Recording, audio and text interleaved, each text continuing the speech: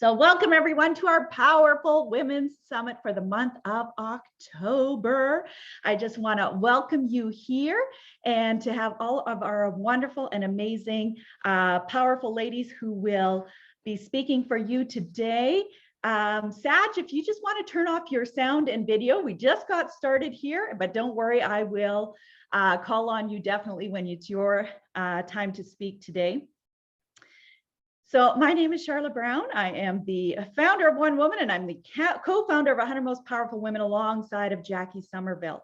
And you're going to hear from Jackie a little later today.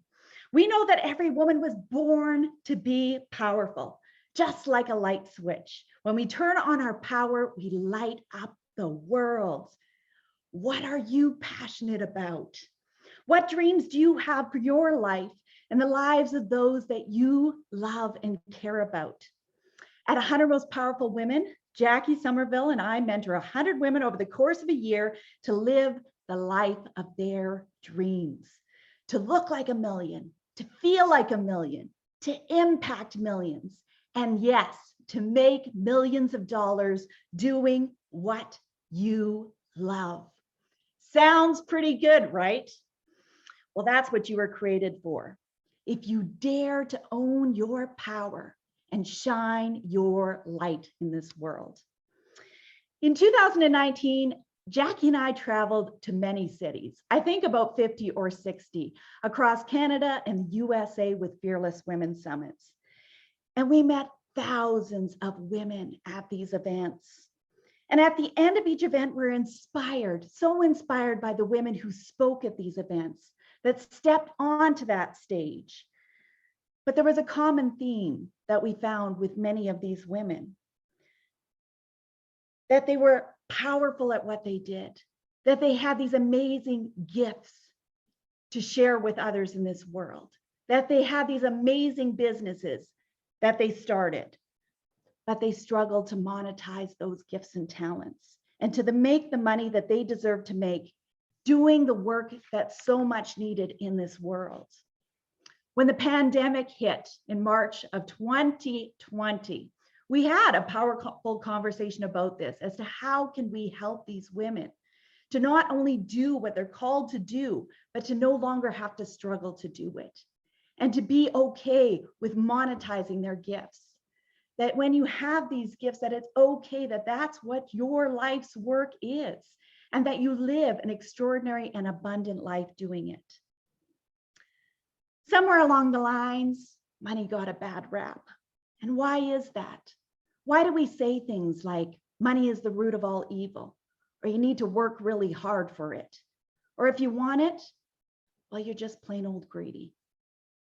What I know for sure is that money is abundance, it's energy, it's power, and you decide the story that you give to it.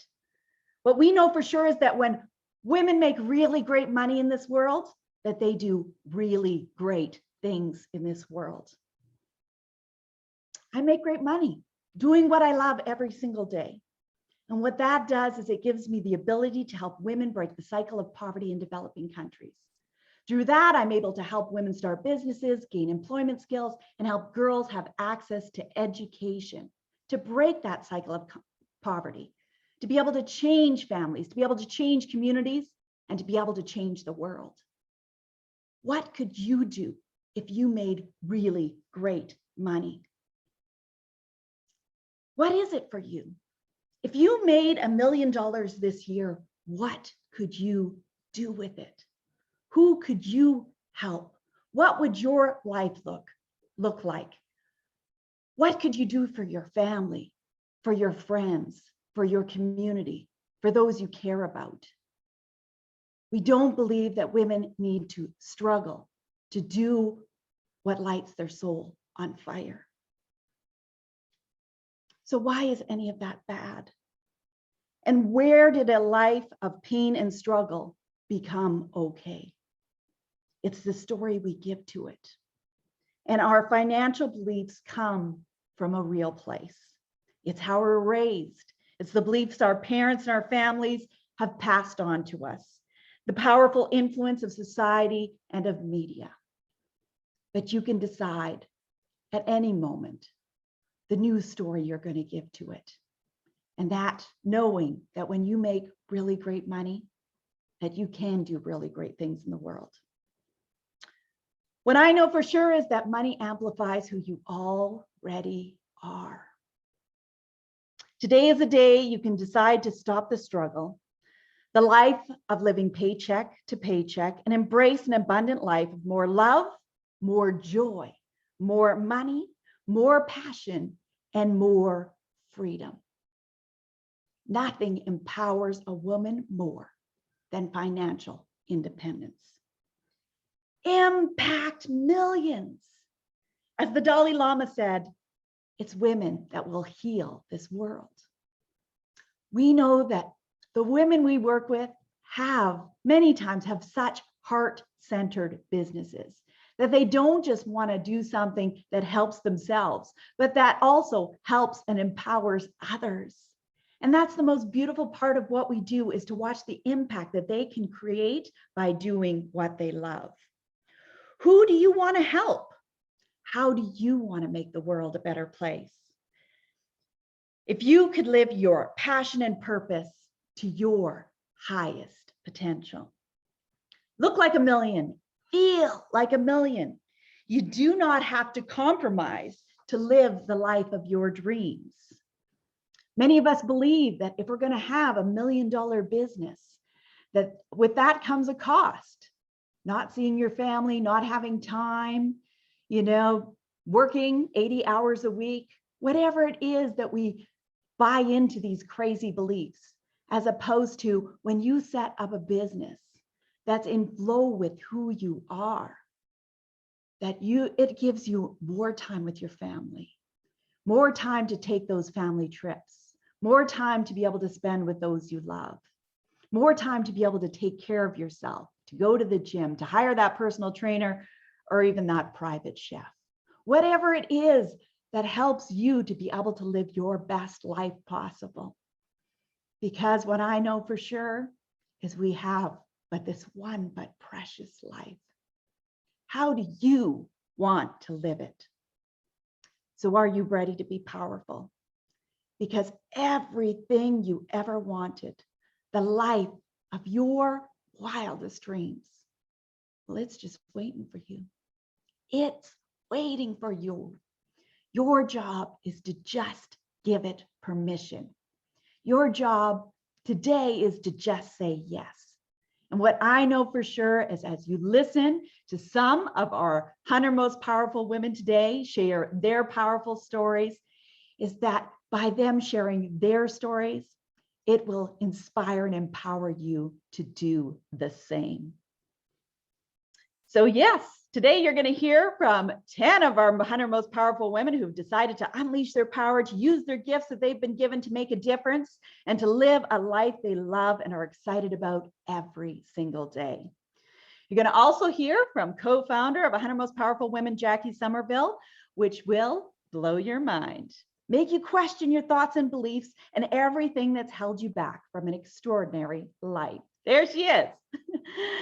So what I know for sure is that you are a miracle divinely placed on this earth to make your mark, to change things, to help others, and most importantly, to experience love, joy, and abundance. Every day we choose. The trouble is, many of us choose struggle, mediocrity, and decisions made out of fear. You are made of stardust and grace, filled with the power of love.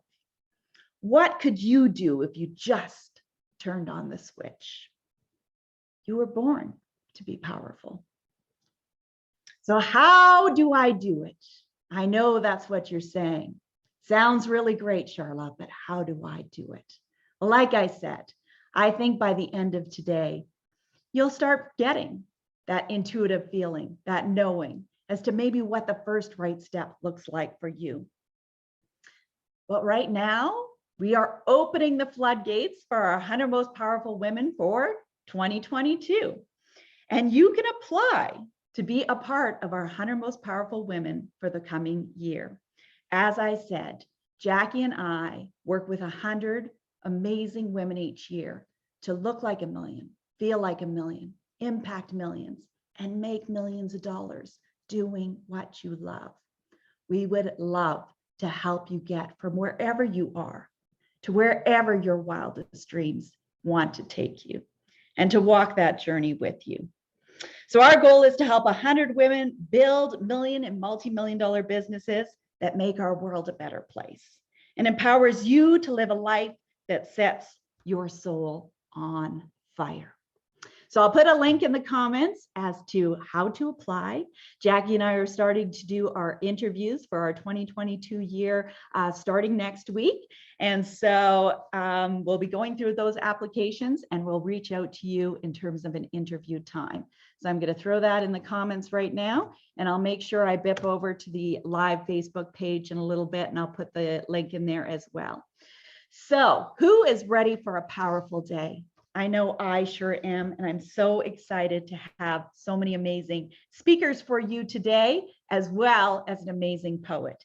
And we're going to kick off this morning with an amazing poem by one of our 100 most powerful women, and I would like to introduce you to her. So Vanessa, if you'd like to turn on your sound in video, I will love to introduce you. So making people smile and researching someone emotionally through poetry is what Vanessa George aspires with words spoken from her heart.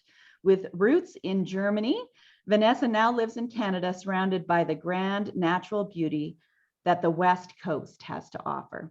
She shares her poetry to inspire, empower, and make women feel connected with themselves and one another. Please welcome Vancouver-based poet, Vanessa George. Thank you, Shala, for this wonderful introduction and for hosting this amazing, powerful Women's Summit for women from around the world to attend. Welcome, everyone. I would like to start with saying I am calling in from Vancouver, British Columbia, situated on the unceded traditional territories of the Coast Salish people. My name is Vanessa George. I write poetry, and I love to share my words with the whole world. I do strongly believe that the interactions of our mental, physical, spiritual, and emotional well-being create the foundation of a happy, healthy, joyful life.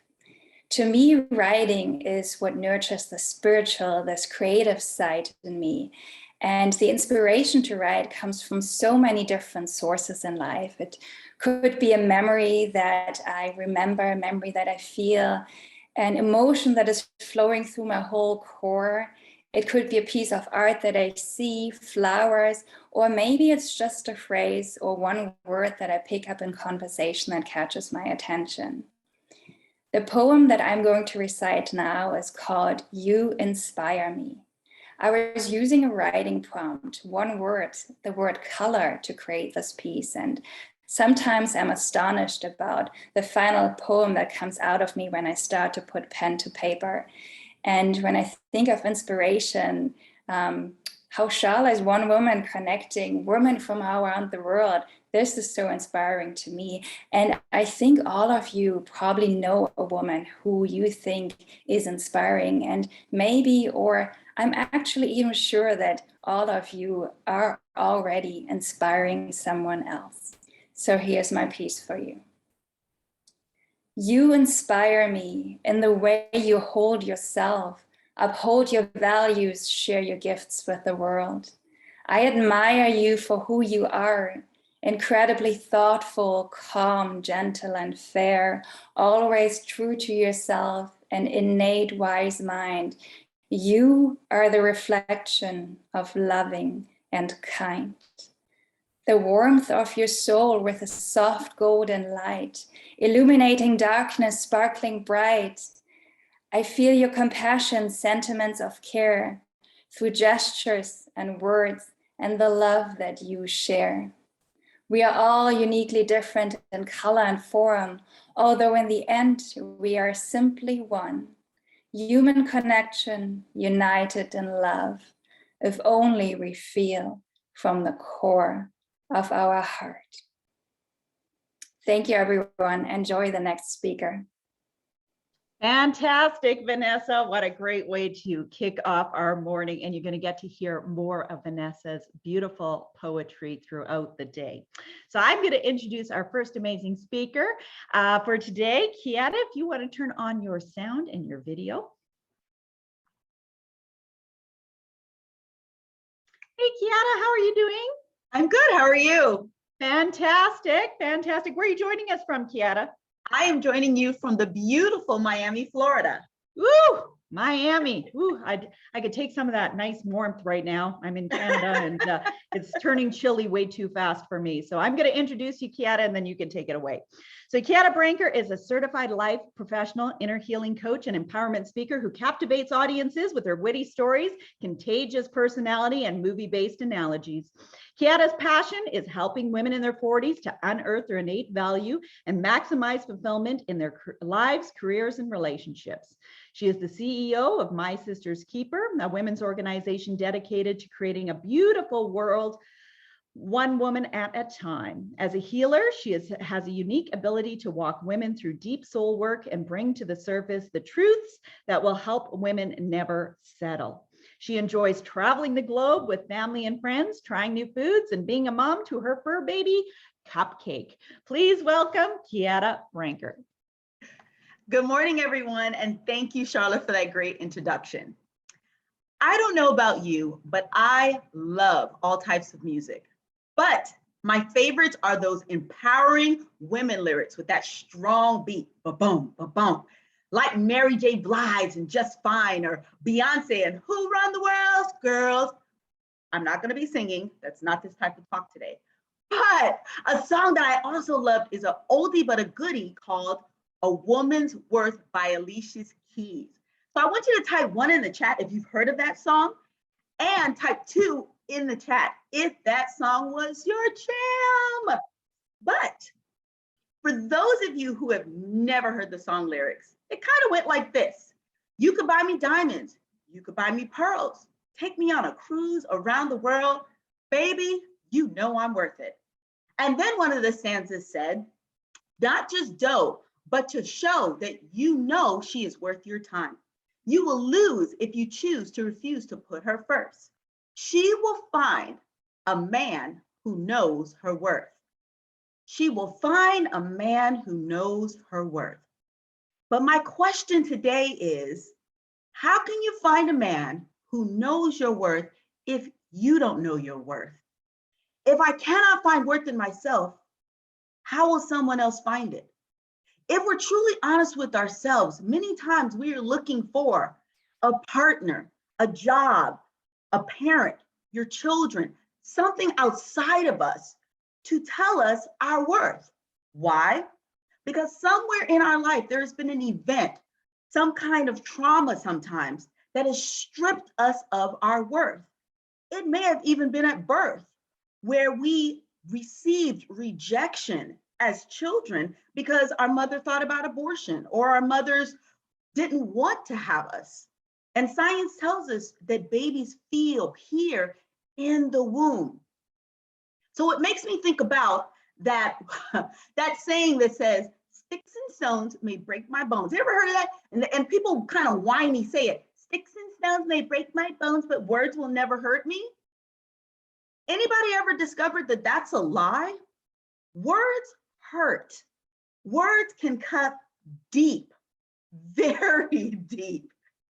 I don't know about you, but I have experienced words that have snapped me, broke me, and really, really, truly sometimes can cause you to feel completely destroyed.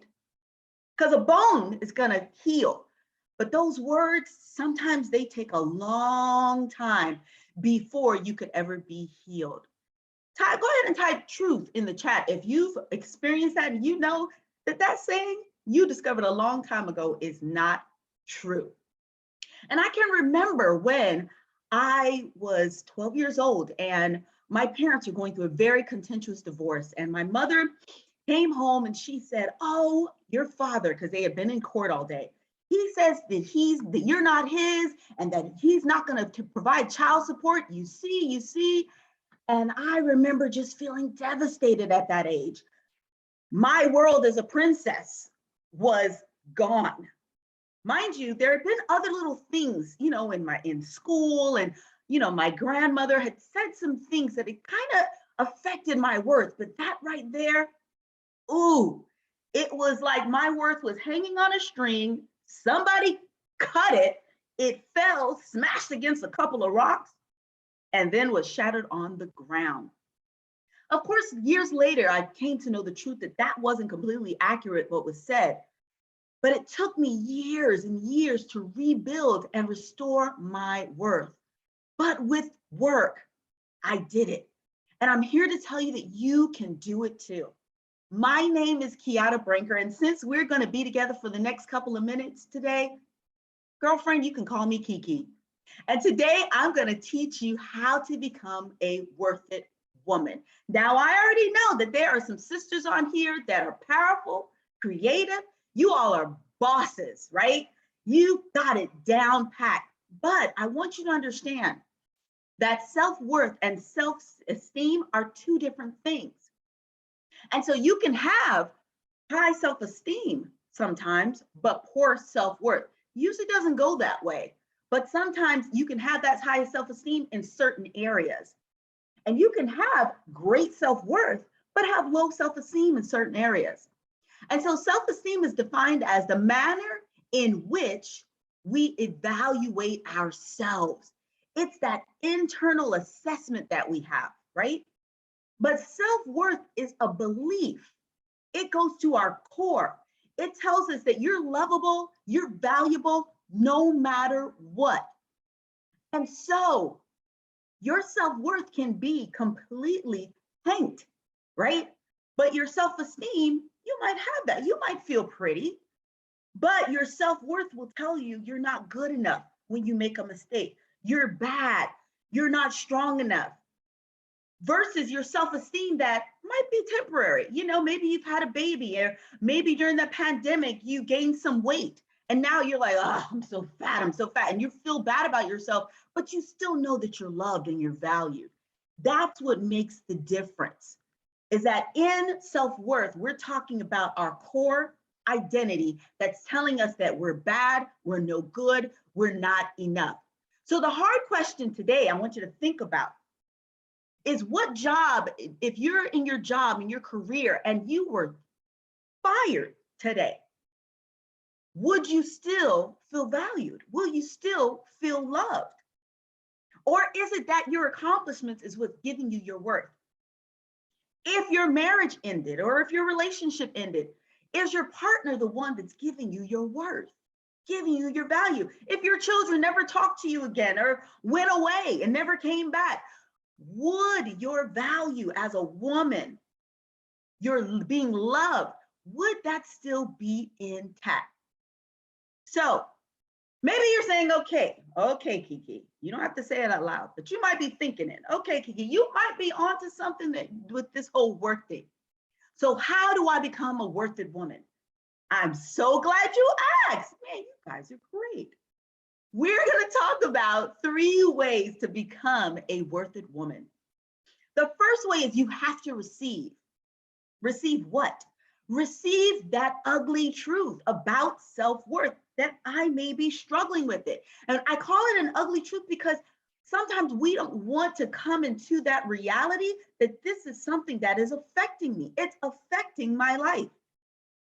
It was so interesting that Dove did a survey and discovered that 4 out of 5 women, you hear that statistic? 4 out of 5 women have some self-esteem or some self-worth issues. So what did Dove decide to do? They launched this whole campaign about beauty and your shape and your size, no matter, right? And so they discovered this ugly truth. And so how do we discover this ugly truth? How do we receive the truth about this may be something that I'm struggling with? First thing you can do is you can look for patterns, feelings of worthlessness, thinking I'm not good enough, or even seeking excessive approval and validation that you need to feel good about you. You can also ask a really good friend. You know that good friend that'll hurt your feelings because she loves you? Not the friend, because we all have these, roles in our lives. Not the friend who's the ego booster. It's going to be, girl, no, you love yourself. You're great. No. You need that one to say, yeah. You struggle with value. I didn't want to tell you, but now that you asked me, here we go. You need that friend that you can ask her, listen, do you see where I don't value myself in some situations or in some relationships that I have or on my job? Do you see where I am not valuing myself? Now, you can also ask yourself that question, but man, a good friend, they're going to break it down for you in love. And I remember the first time that I realized that I had a self-worth issue. I had broken up with a boyfriend yet again because he didn't prioritize me. He didn't see me, which are worth key signals right there. And so I remember just crying out to God because my heart was broken. And I remember saying out loud, why is it that everybody else deserves to be loved and has the right to exist but me? Did I say that out loud? It echoed in my soul. And that's where I began my self-worth journey. Why did I feel this way about myself? So I began to look for those patterns in my romantic relationships. And I recognized a truth. One, I was bailing out on my relationships before they could bail out on me because I didn't want them to see that something was wrong. I was trying to hide me. And two, I also had a conversation with my ex, who was really a good friend of mine. And I said, listen, what happened with us? What was your point of view? And he began to speak truth to me, that I always wanted to be recognized, prioritized. I was excessive in it. And that I was demanding that he love me. And the more that I demanded and went after, the more he pulled away. So I will go after, he would pull away. And it was this horrible dance that we were in until eventually the relationship ended. So recognizing that my self-worth was damaged was hard. And it will be hard for those of you who will be honest and want to live passionately and with joy, as Charlotte was describing, and in an authentic place.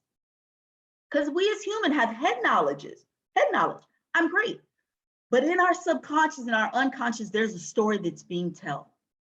And so some of the ways that self-worth, I want to stop right here and just tell you, some of the ways that it manifests is when you compare yourself, when you're defensive, you're defending who you are. You always feel like you have to defend your entire existence on the earth.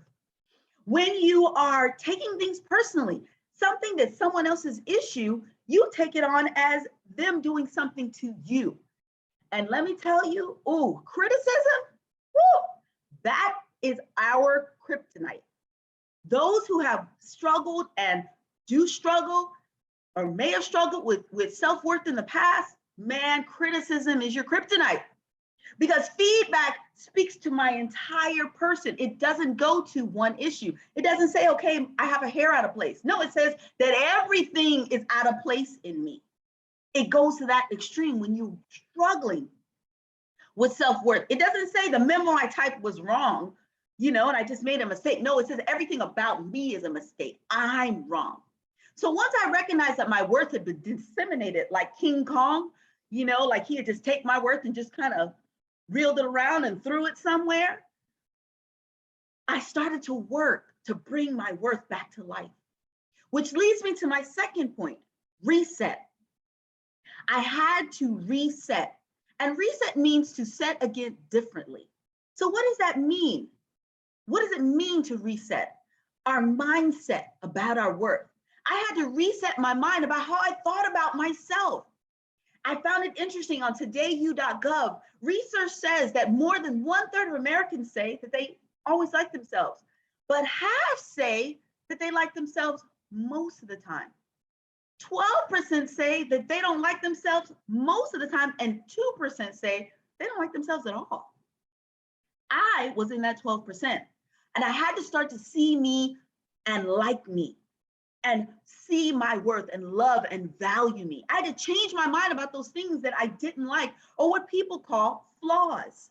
I have been berated many times on my so-called flaws about being a perfectionist, being controlling or bossy. I know you all can't tell that you know, that I have some bossy ways, but I do. I do. And I've accepted that or that I'm too loud. So type 1 in the chat, if you can identify with being berated because of your flaws or even beating yourself up. So I went to therapy and I discovered those aren't flaws. Those are God-given characteristics that they just need to come into balance. See, my perfectionism was really me wanting things done in an excellent way, but I had to bring it into balance where I wasn't angry with others for their lack of perfection or angry with myself when I didn't do something perfectly. I had to see my bossy and controlling ways as leadership. I'm a leader, but I had to bring it into balance by being kinder and accepting other people's opinions and letting go of the need to be right. I had to understand that being loud has its time and place because I'm an extrovert. That's what we do. We're loud, we're gregarious, okay? But I had to bring it into balance and be okay with that because sometimes people would tell me, oh, you're just so much, you're just too much. And it would make me shrink because I didn't feel valued, I didn't feel loved, and I thought something was wrong with me. So I had to bring it into balance because I did a great job. And I don't know about you, but I did a great job of taking that back and swinging it on myself. So the next thing that I had to do was I had to now reset my conversations with myself. So I had to engage in more self-compassion and less bullying of me. We talk about bullies out in the world, but there is an internal bully that we need to get a handle of. The place where your self-worth is damaged continues to speak from your subconscious and your unconscious self. And that's your inner critic, sometimes who becomes a bully. So when we make a mistake, our inner critic, who's a bully sometimes, she or he, whoever your inner critic is, begins to tear you down. So instead of making a mistake, when you make a mistake or when you have a challenge, instead of meeting it with compassion, that damage where self-worth begins to speak. And so you begin to spiral. So I don't know about any of you guys, but I love the Golden Girls. And the Golden Girls, you know, Sophia would always start out her stories like this. So picture it, 2021, a beautiful woman with a great job, but her boss calls her in and says that the report that she did needs to be resubmitted. She looks at the report and it has all kinds of markings and feedback. That beautiful woman goes back to her office and begins to think, why wasn't this good enough? It is never enough. No matter how hard I try, there's always something wrong. She goes home and continues to think about how wrong the report is. Then she sees some of the mistakes and says, I'm stupid, I'm an idiot, how can I do? And she begins to spiral because her conversation in her head is not matching her understanding of her worth, because she can't speak with compassion because that damaged self-worth is speaking through that bully. And so she calls up her bestie and her bestie begins to tell her, listen, you'll do better next time. It's okay. Don't beat yourself up like that. And guess what? That's what compassion, self-compassion needs to say when we're in those situations, when we're dealing with self-worth issues. So understand, resetting your inner conversation is crucial for changing your value and your worth. Lastly, my third point is that we must rebuild. We must build our worth again. We have to build again with diligence and fidelity. Think about a house that is built on a poor foundation. Unfortunately, I'm reminded of a story here in Miami where we recently had a horrific incident where a condo on a beach had a poor foundation. Suddenly, it collapsed. It partially collapsed at like 2 o'clock in the morning. 98 people perished in that tragedy. And I want you to understand, if you continue with your collapsed or partially collapsed self-worth, you will continue to destroy relationships around you and your own happiness. Your life of abundance will perish. Yes, I want you to know it's not your fault. It's not your fault that your worth and your value were built on poor foundations, that it was damaged, that it was stripped, but it is your responsibility to do something about it. You may have had a father that wasn't in your life, or maybe he abandoned you or was emotionally not available. And so now abandonment speaks to you. And so your worth says that people are always going to leave. And so what do? You either cling to everybody or you don't trust anyone. Maybe you had a mother who didn't love you like you wanted to be loved. And so you struggled with feeling loved and feeling valued and developing authentic relationships. And so now even sometimes we have this idea of, oh, women are this or women, we have these negative ideas about women because of what happened. It's now your responsibility to rebuild. And as you rebuild, you're going to see things restored in your life, like your self-esteem, like your confidence, your dignity. So what are some of the tools that you need to rebuild? You need to practice self-compassion. You've got to reset those conversations as we discussed earlier. And seek help from a coach like myself. I'm an inner healing coach, and I will walk you through those situations and those areas so that you can become whole again.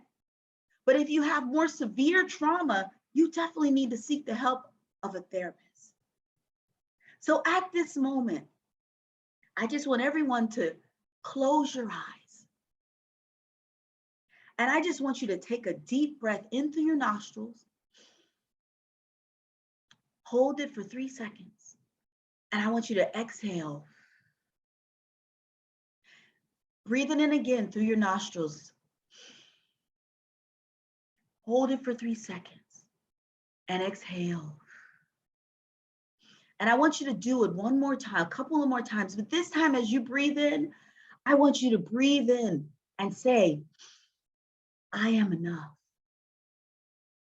And I want you to exhale that I lack in any area of my life.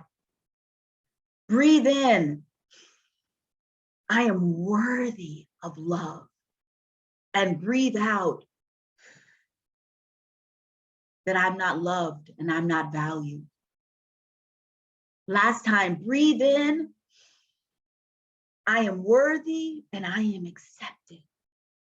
And breathe out, make this a big one, that I'm no good and I'm rejected. Go ahead and open your eyes. Sis, you are worth it. You can become a woman who knows her worth and her value and refuse to settle for anything less.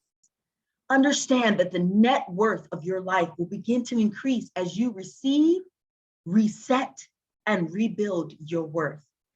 God has given you the power to gain wealth, but your wealth and prosperity, as Charlotte was describing, are connected to the power and the potency of your worth. Become a worth it woman and experience and exude all the love, joy, and passion you so richly deserve. Thank you for your time.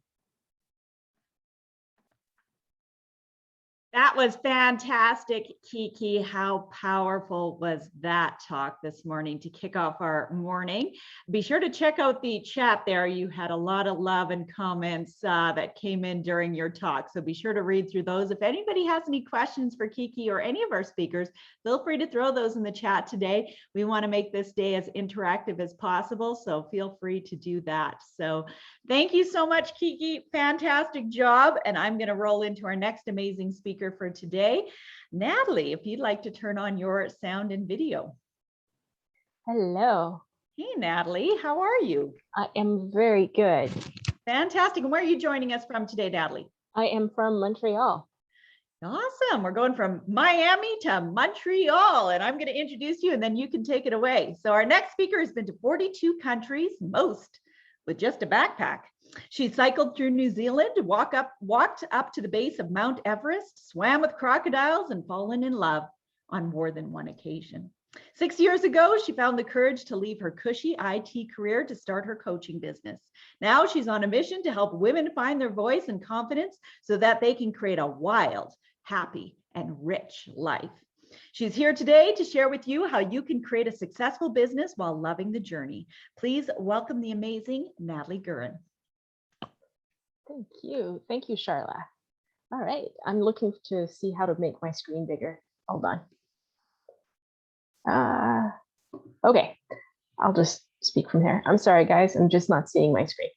Okay, so thank you, Charla, for the beautiful introduction. It's really good to be here.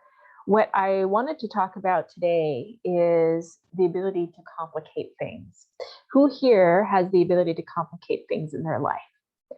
You know, when I worked in the IT world, my boss would always say to me, keep things simple, because I had this ability to look at all of the pieces and super complicate everything. And it's made life really, really hard. And what I'm here to talk about today is really how do you let go of that hard and let the ease and the flow into your life. And one of the reasons that I wanted to talk about that is because this morning I was talking to God and I said, God, how do I start this talk? Because I always freak out about starting this talk and I never know. And I've done this talk before. And God said, tell them about that time. And so I want to take you back to my first personal development experience. At that point in time, I was sitting in circle and it was the first time that I had been part of anything like that. And we had just gone through a breath work experience and the emotions were high and I was crying and I was feeling for the first time in my adult life. And I really didn't know what was going on. The only thing I knew for sure was that there was a man in front of me and that I was absolutely terrified. The way he spoke, the way he vibrated through the room, I had no idea what was going on within me. Why did this man scare me so much? And then he turns to me and he says, Natalie, life doesn't have to be so hard.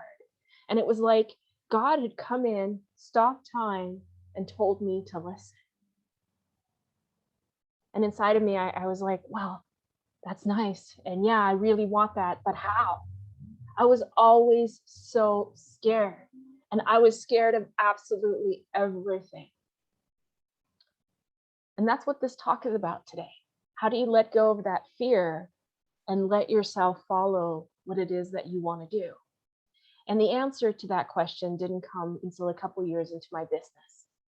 And at that point in time, I was absolutely exhausted. I was burnt out. I was miserable. I knew that starting a business wouldn't be easy, but I never knew how hard it would actually be. And I was kind of angry and mad. And honestly, I was quite depressed. I remember sitting on this couch going, what am I doing here? How did I end up here? Did I make a mistake by leaving my whole life behind? And I was so mad. And God said to me, he said, go see Gabby Bernstein. And I was thinking, I have to spend money. Oh, I don't want to spend money. I don't have enough coming in. Anybody ever done that? So I ended up going to see Gabby Bernstein. And there's 4,000 people, there's 4,000 women. And from the moment I sat down, I knew this is where I was supposed to be.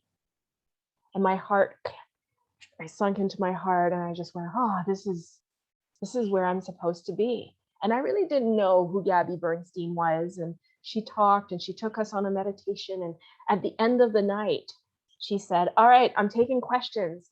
And all of a sudden I felt myself rise out of my seat and I was running across, stepping on feet to stand in line. I didn't even know what I was going to say. I was third in line. God, what am I doing here? All I heard was, stay in the line. You need to be here. All right, finally, it was my turn. What am I going to say? I drop into my heart. When does it get easier? I'm doing everything I can to grow my business. I'm following the grooves. I'm living my purpose. Where's the money? When does it get easier? Now, I was in front of 4,000 people, but it was like I was just talking to one person. I was talking to Gabby, and she was the person who was going to give me the answer in that moment. And God works that way. He works through people. And you want to know what she said? She said, it gets easier when you allow all of you to show up. And I dropped into my heart and I went, oh, that's it. That's what I was missing. And I had a new purpose from that moment forward. My purpose was to allow all of me to show up. And so I went on a healing journey to figure it out. And today I wanted to help you guys do the same. And a couple years ago, I thought I finally had figured it out. I was at 5-figure months in my business consistently. I was helping women rise into purpose, passion, and happiness. I had a group program. I had a funnel. Everything was going well from that perspective. And, you know, after years of struggling with money, it was really nice to have the income coming in sort of consistently. There was only one problem. I was absolutely miserable. I was crushed under a pile of debt.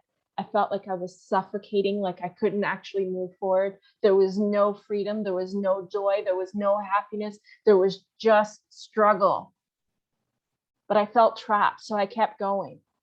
And then the pandemic happened. And my funnel stopped working. I stopped booking calls and I stopped making money. And all of a sudden, I found myself sitting in front of the TV watching Netflix by myself. And I realized just how small my life had become. I hated my life. I hated my business. This wasn't what I wanted. I wanted a life filled with purpose, with passion, with happiness. And I was living the exact opposite. But when the pandemic happened, I stopped. And I got really honest with myself. And somewhere in between the 14 seasons of Grey's Anatomy, I said no more. It was time to change. And that's really what I've been on for the last couple of years, to figure out how to make my life flow, how to make it easy to go from one step to another. And today, I want to share that journey with you to help you let go of the struggle to bring more ease. So I said, all right, God, I don't know what to do here. How do I fix this? And God said, ask for more. And I was a little bit confused because what do you mean ask for more? I have lists and lists and lists of things that I ask for. I want a business. I want to travel. I want love. I want to be skinny. All of the things that had been on my list for years. And now you're asking me to ask for more? I said, what do you mean? And God showed me the red ruby ring. Now, a few years ago, I'm in Montana taking a theta healing class, and it's the healing modality that I practice. And at the back of the room, there's a guy selling jewelry. He's from Dubai. Now, usually I avoid those things like the plague because I don't want to get sucked into buying something that I don't need. So I don't even bother looking. But on that day, I went to the back, and there's this red ruby ring, and it's massive, and it's just calling to me, try me on. And I put it on. And all of a sudden, I'm 10 feet tall, and I feel like a queen. Oh my God, this is my ring. The only problem was that it was a $5,000 ring. And so I give it back, and I told him, I said, you know, I just can't afford it. That was kind of a lie. The truth was that rings like that aren't for girls like me. They're for married women, and I'm single. I'm not valuable enough to have a $5,000 ring. And God said, stop giving things back. And I realized in that moment that that's what I was doing. I was asking for a lot of things, but I was always giving things back. And so in that moment, I actually started asking for a lot more out of me, out of life. One of the things I asked for was to become debt-free because I was absolutely dying under that pile of debt. $229,000, a lot of failed investments. And I said, all right, I'm done. I want to be debt-free by the end of the year. And so what's really interesting about that is that I got an idea about a year ago, actually. I was sitting in the park and I got a text. And in that moment, I decided that I was done with my neighbors and I was selling my house. 3 minutes later, I had a buyer for my place. And by the end of the year, I was completely debt free. That's the power of asking. What is it that you want? And are you asking for it? And are you allowing yourself to say, hey, this is what I want. I'm claiming it. One of the things I asked for was $25,000 months in my business. And I said, okay, how do I do this? Right? Because I have no idea anymore. It's definitely not about marketing tactics and strategies. And creator said, Natalie, accept. And I mean, what do you mean accept? And he shows me this vision of me standing at the bottom of a cliff. And it's a rock face that I climbed on my 32nd birthday. It's in North Vancouver. And at the top, I can see my friend Rachel going above the top. And she's like a gazelle. It's absolutely beautiful to watch her go all the way up to the top of the cliff and disappear. But me, I'm on the bottom and I can't even get my feet off the ground, let alone climb to the next level. And I was so embarrassed. And that's exactly what was happening in my business. I had watched my friends, my peers climb ahead of me and make it to six-figure years in 6 months. Some had taken a little longer, but they were all going ahead of me. And me, I couldn't even get my feet off the ground. And I was mad. And creator said, accept. And when I looked back through my journey, I had a lot of failures and I wouldn't change any of it. As Kiki said, my self-worth, I didn't have it, but I found my self-worth. I am enough. I'm whole, I'm worthy, I'm deserving. And I know that in every cell of my being because of that journey. And healing has 4 stages. It's awareness, acknowledgement, appreciation, and acceptance.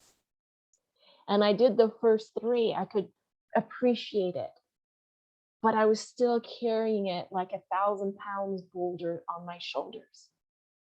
I was beating myself up like, you're not letting this go. Do you guys ever do that? Let me know in the comments. Type 1 if you ever are carrying something on your shoulders that weighs you down. No wonder I couldn't climb. So I went on a healing journey and I said, all right, how do I do this, creator? And I did some healing work and I got some healers. I even got a therapist. I started doing all of that, but still that wasn't coming. And then I came across a quote from Tony Robbins, on Facebook. And it said something like this. He said, you could have tried and failed 1,000 times. You'll still be further ahead than the person who hasn't tried. And in that moment, I became very still. And for the first time in a long time, I had compassion. And that boulder that was sitting on my shoulders went away and I put it down. What would happen if you take that burden and just put it down? And I thought about putting it down for a long time, and I thought that would mean that I would forget about it. But the reality is that putting it down makes room for something new. And so now I stood at the bottom of this cliff and I looked up and I said, all right, creator, how do I do this? And creator said, accept that it's done.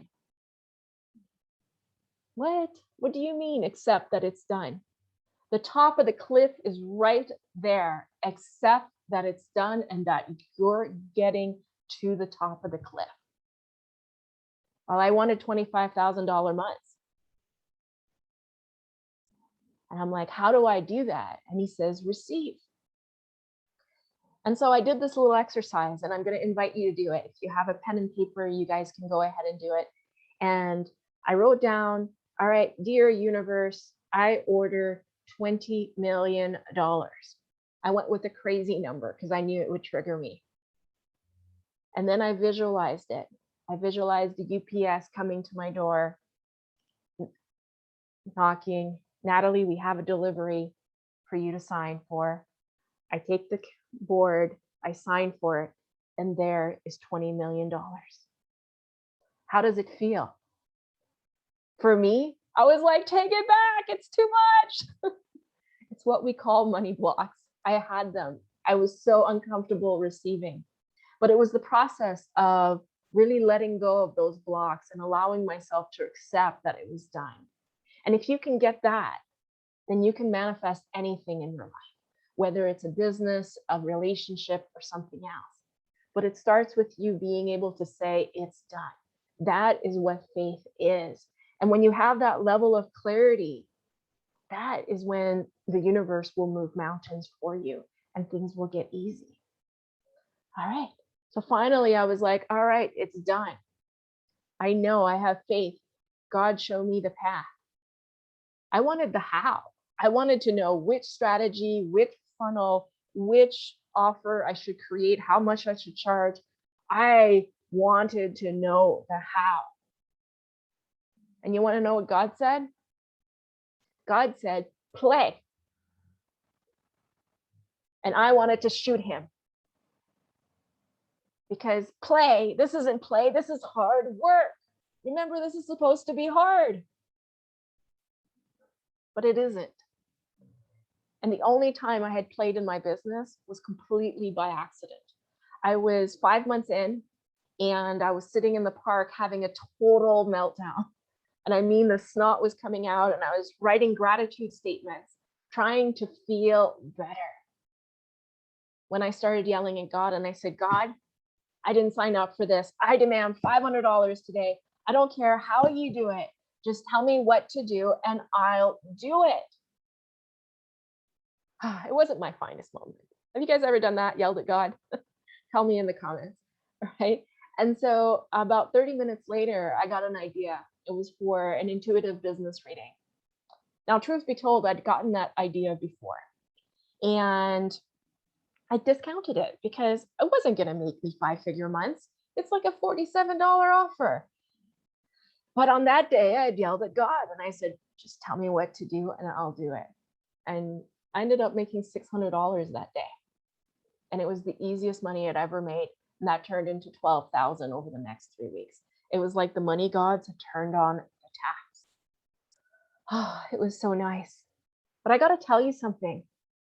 I've been thinking a lot about this for the last few weeks because that incident was kind of by accident. And what I really want to do is be able to bring in consciously play into what I do. And it really has to do with the power of intention. And last week I was listening to a talk from Oprah, and she said, when you create what your intention is. So for example, in this talk, my intention is to touch your hearts to help you get connected and for you to take that next step. And I have to trust that whatever comes through me is going to be the right path to doing that. So that's what I did. I started by setting my intention. What is it that I want for myself, for my clients, for my tribe? What do I want them to experience? And as Charlotte said, this isn't just about me taking, this is about allowing the energy to flow through me and out into the world. I believe that's how we act. So I started by setting my intention. And what's really interesting is that I actually started to play. And I started asking the question, what would feel good? Instead of how do I get clients? How do I make money? What would feel good? And last summer, I actually had my first launch in a really long time. It was a Manifest Money Bootcamp. And I was going to launch my membership group. I had this vision of thousands of women coming into it. I had 26 people sign up for the free bootcamp. But you know what? It was totally fine because for the first time in a long, long time, I was actually playing. And I made $3,000 out of nothing. It was kind of cool. What would happen if you stopped trying so hard and you let yourself play? You know, the universe, the way it works is that it sends you nudges. But for you to actually hear those nudges, you have to let yourself follow what feels good. It's rule number one. And that requires you to play. Now, today, what we've talked about is really how do you let go of the hard and let yourself grow a business in a way that is fun, easy, and playful. And there's 3 secrets to doing that. 1, you've got to ask for more and expect it to happen. 2, you've got to accept where you are. Stop beating yourself up. Be okay with the journey. It's more than a gift. It is the process. And you can struggle through it or you can be okay with it. And 3, that's the biggest secret of them all. All you have to do is to follow what feels good and to play. And to do that, start with the power of intention. And so today, I want to challenge you to dream, to tap into your heart and go, what is it that I want? And I want to know about your dream. And so I'm going to put my link in the comments to book a call with me. Just come and talk to me. I'm not going to bite, and we're going to talk about what your next steps are. Why? Because I think that that's the way that you have magic. You know, when I see you right now, I see a little seed, and my job is to put water on it, and it helps you grow. And when you get on a call with me, that's really what we're going to do, is we're going to help you grow. So if you're feeling inspired, go ahead and book your call. Now, finally, I want to wrap this up with a little bit of guidance. One of the things that's going to happen along the way is that you're going to get scared and your mind's going to kick in and you're going to be like, is this going to work? Oh my God, what am I crazy? Like, you're going to probably struggle. You're probably going to be depressed one day, and another day you're going to be like on top of the world. It's going to be a roller coaster of emotions. So how do you deal with the hard moments? When that doubt comes in, stop yourself and ask, what if it was possible? What if it did work? You know, and I tell you that because I'm doing that at the very moment with working with entrepreneurs. What if it did work? What if this is what I really want to do? And you know, as soon as I do that, I can see the entrepreneurs working, the women that I'm working with come closer. And all of a sudden I feel calm. And that little trick will work for you as well. And we started this talk with, it doesn't have to be so hard. And I want to ask you, what do you choose moving forward? Let me know in the comments. Thank you so much, Charla. Thank you, Natalie. That was fantastic. So Natalie's going to share that link in the comments as to how to connect with her. And I'm also going to put the link to the live Facebook page for Natalie and Kiki. I know you shared some links.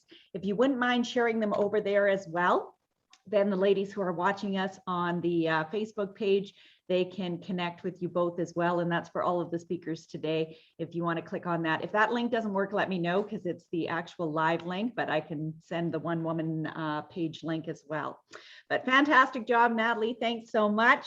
And we're going to move into another amazing poem by Vanessa George. So Vanessa, if you want to turn on your sound and video, and Natalie, if you could turn off your video, that would be awesome. Thank Awesome, you. Vanessa. You can take it away. Thank you, Charla.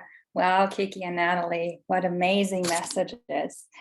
I'm going into the next portion here with my poem. When it comes to writing, I love that creating poetry is limitless and that everyone can find their own story in it, no matter what the writer intended. My words are always spoken deeply from the heart, and I love to share them for people to feel inspired, to feel empowered, and for women to feel connected with themselves and with one another. Tuning in with ourselves is what helps us to become strong, courageous, and independent women. The poem I'm going to recite next is called The Frog. During a time when I needed to learn to connect or maybe reconnect with my spiritual side, I had spoken with a First Nation artist and asked for the creation of a custom pottery pendant for me. I had shared a little bit about my story, about my journey in life, where I was at, what I felt that I was needed and what I felt that I needed at this point in my life. And this artist came back to me and said they have chosen the frog as a symbol to be used for me for this pottery pendant. And after learning a little bit more about this totem animal and what it stands for, the following words just poured out of me. So here it is, my poem, The Frog. I'm the spirit within you, but you are the strength. Your soul knows to guide you through transition and change, moving keenly through life, doing hardship and peace, when your heart fights a storm and when your mind is at ease. I'm your guardian who always will ground you to source, as I live through all elements with calm and with force. I'm born into water, then will leap onto land. I changed with the seasons, find my place in the sand, dig myself into mud and freeze through the winter. I'm strong in my being and nothing will hinder. Come the sun and the drought, I'll dry out in the mud. Every shift equals growth. There's no place to get stuck. I'm the message of spring and beginning of life, embracing the new and letting happiness thrive. In all I am doing, I am graceful and kind, upholding the gentleness of a beautiful mind. Thank you. And now I look forward to the next wonderful speaker stepping here onto this virtual stage. Enjoy, everyone. Thank you, Vanessa. That was beautiful. Oh my gosh, I could just listen to your poetry all day. So I'm going to turn things over to not only our next amazing speaker, but co-founder of 100 Most Powerful Women. As I promised, you would hear from her today. And I'm going to introduce you, but it says now from Los Angeles, California, but that's a little bit of a tale because she's in Mexico City right now. So I'll say now from Mexico City, Mexico comes a sensational storyteller with a true story of intense passion that will blow your mind, inspire you, entertain you, and leave you breathless. Jackie Somerville is a best-selling author, speaker, and co-founder of 100 Most Powerful Women. She's on a mission to ignite passion in the hearts of women everywhere. Jackie draws on a lifetime of pushing the envelope, taking big risks, and challenging the status quo. Hi, yeah, ladies. She's been married a few times. She's immigrated twice. She's been fat, slim, broke, rich, and followed her gut to a life of excitement, adventure, and passion and purpose. Now, Jackie invites you to come to the edge with her. Fasten your seatbelts, ladies. Here she is, the one and only Jackie Somerville. Thank you, Charlotte. Thank you, everybody. So great to be with you today, and amazing job so far from our 100 Most Powerful Women. Gosh, you guys are doing so beautifully. Kiki and Natalie, your speeches were brilliant. So proud of you, so excited. So I am talking about sex and money today. Two very loaded questions that also happen to be two of my absolutely favorite subjects. And so how exciting is that? And I just wonder what your perceptions are when you hear me saying those two words. What immediately jumps up for you? Maybe a little judgment, maybe a little withdrawn. It's so strange, isn't it? They're two of the most loaded subjects on the planet. And in fact, I have a quote that I wanted to read to you to start off with today. It's from Jen Sincero's book, Badass at Making Money. And this, I couldn't write this better myself, because when I read this, I was like, that's what I want to say about it. Listen to this. She's talking about sex and money. She said, when it comes to having sex and making money, you're supposed to know what you're doing and be great at it, but nobody teaches you anything about it. And you're never supposed to talk about it because it's inappropriate, dirty, not so classy. Both money and sex can provide unthinkable pleasures, birth new life, and inspire violence and divorce. We're ashamed if we don't have it. We're even more ashamed to admit that we want it. And we will do things and people that we're not nuts about in order to get it. Aren't those true words? Oh my God, I just love that and wanted to share that with you, because it is.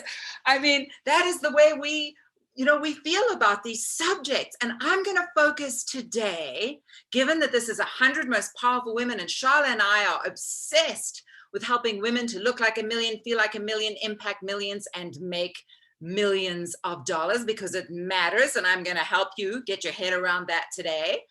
I'm focusing on money today. One of my favorite F words is financial overflow, financial freedom, financial abundance. And I'm going to focus on that today. So I wonder how you feel when we talk about lots and lots of money, when we talk in terms of millions, and when we talk about really loving the life that money enables us to live. A little story. When I was a little girl, we would get 5 cents a week. I grew up in South Africa. We'd get 5 cents a week pocket money. Every Sunday, we'd be allowed to spend it at this little like corner store. I think it was on the way back from church. And all it could purchase was this frozen apple juice thing called a Happy Apple. And I remember just being so disgruntled with this damn thing. Big friggin' deal, a frozen apple juice. That's all we could afford with our 5 cents. And it's all my mother would allow us to buy, because it was somewhat healthy. And I just remember thinking, not for me. No, there's got to be something better, because I would look at all those delicious ice creams in the freezer. And I thought to myself, yeah, I would actually like a lovely vanilla ice cream that's covered in thick chocolate, got all these nuts and yumminess in it. And I was looking at those longingly. And I was conjuring up desire. Oh, I knew when I looked in that freezer what I wanted. There was no doubt about it. My desire was crystal clear. And I'm going to go through some steps. I'm talking about favorite F words today. I'm going to go through some steps, all beginning with F, about how you can make sure that you get on this path too. And the first thing is you got to know what you want, and you got to fantasize about it. So I knew exactly what I wanted, and I could just imagine myself eating that delicious, tasty ice cream. And I realized in that moment, you know something? I'm not a happy apple kind of a girl. I am a delicious ice cream and chocolate dripping down my hands kind of girl.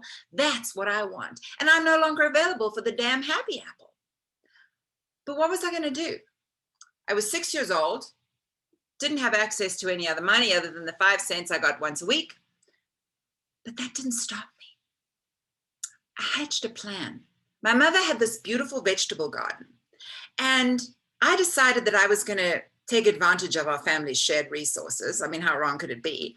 So I got a basket, put a nice little cloth in there, grabbed one of my mother's knives from the kitchen, went outside, chopped off 6 perfect lettuces from my mother's garden, put them in the basket, and trotted off down the street to sell my lettuces to the neighbors.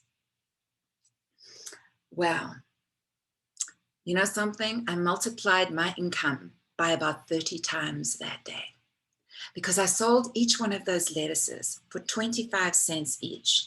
I think back in like 1971 or whenever this was, that was probably daylight robbery for a lettuce, but I didn't care.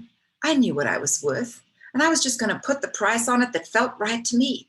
And off I went without even a hint of embarrassment or a hint of doubt. Another huge one. And the second step, the first one is fantasy. Know what you want and imagine about it. The second step on the road to riches and opening yourself up to money is to fearlessly step forward in faith. In faith. See, I had belief. I didn't have any doubt that my plan wasn't going to work. So of course it did. And I had now all this money, and I'll never forget this as long as I live, the feeling of that little Zulu beaded purse that I had that was filled to the brim with coins, heavy. And I remember thinking, oh my God, now I've got to hide it. Because like most families, and I'm sure you guys relate to this, my family had money issues.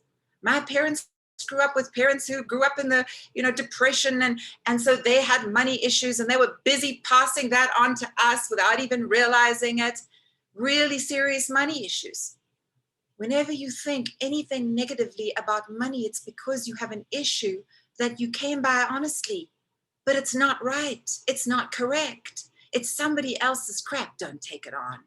From today on, we're going to open up a new piece of paper, a clean canvas about money. And I'm going to get into why it's important and what it enables you to do and why it feels so good to have an abundance and to live in financial overflow.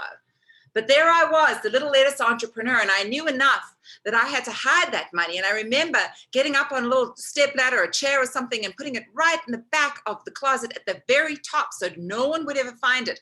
But I found a way to spend it in tiny increments so that no one could notice. Maybe when I was out with my friends and their families, I would spend it and I would buy the things that I liked. So there's a third thing here. You got to know what you want and fantasize about it. That's the first F on your road to riches, and believing that you're worthy of riches. The second F is you got to have faith. And I'm going to get more into these steps in a moment, but you got to believe that you can do it, even when you don't know how, especially when you don't know how. You know, I always say that if you know exactly how to make your dreams come true, you're not dreaming big enough. So question that. Have faith. Know that you'll figure it out. That when you tap in to divine connection, to this magnificent, powerful, magical universe, that you will get the way shown to you. As Natalie said, it doesn't have to be hard. The way will come to you through divine intervention. But then step 3, you gotta have the guts to take the third F, fearless action. Fearless action. So when I chopped off those lettuces and I presented them nicely in a basket and I strolled off down that street, I was taking fearless action. Step number 3. Step number 4. Actually, you know what? I'm going to save step number 4 for later. I'm going to tell you another story about this. At the same age, 6 years old, I was obsessed with horses, completely obsessed. My grandfathers had both been horsemen. My parents know, but somehow I was this throwback kid who just wanted a horse, wanted to ride horses. And at the time, we lived in the suburbs in South Africa. And my parents were kind enough to send me to riding lessons to sort of pursue this passion. And of course, I loved it so much that I was good at it. And I worked hard at it. Natalie also said, when we find what we love, we can make money. And then the journey is enjoyable. Oh my gosh, when you find what you love, and Charlotte and I are so crazy about helping women find what they love, because this isn't just about making money, about giving lots to others, about impacting the world. This isn't just about feeling good and looking good. This is about happiness and joy and fulfillment. And the road to riches, when you're doing what you love, is honest fulfillment. To me, the word fulfillment is even more important than the word happiness. And we want to help you to find what is that sweet spot for you. Because we know you can make money doing anything. Heck, at 6 years old, I was a lettuce seller in my neighborhood. You can make money doing anything. You might as well do what you love, because you're going to spend your life doing it, God willing. When you do what you love and you bring in an abundance of wealth, I don't know what more you could want, because money enables you to do so much. You know, one of my favorite F words that I talk about a lot is what Charla really specializes in, and that is philanthropy. Grammatically, it's a PH, but it's an F word, philanthropy. Do you know how great it feels to be able to pay off your parents' mortgage, to be able to send somebody to university who can't afford it, to be able to buy a car for your cousin or your brother or your sister because they're struggling and they need a car? These are the things, not to mention all the big stuff one can do in the world, the charities you can contribute to, the individual lives you can change. The feeling when you get to do that is so incredibly powerful. You know, when I became a millionaire, is it any surprise that I became a multimillionaire when you hear that story about the little lettuce entrepreneur? It's not a surprise, because I was already a big thinker.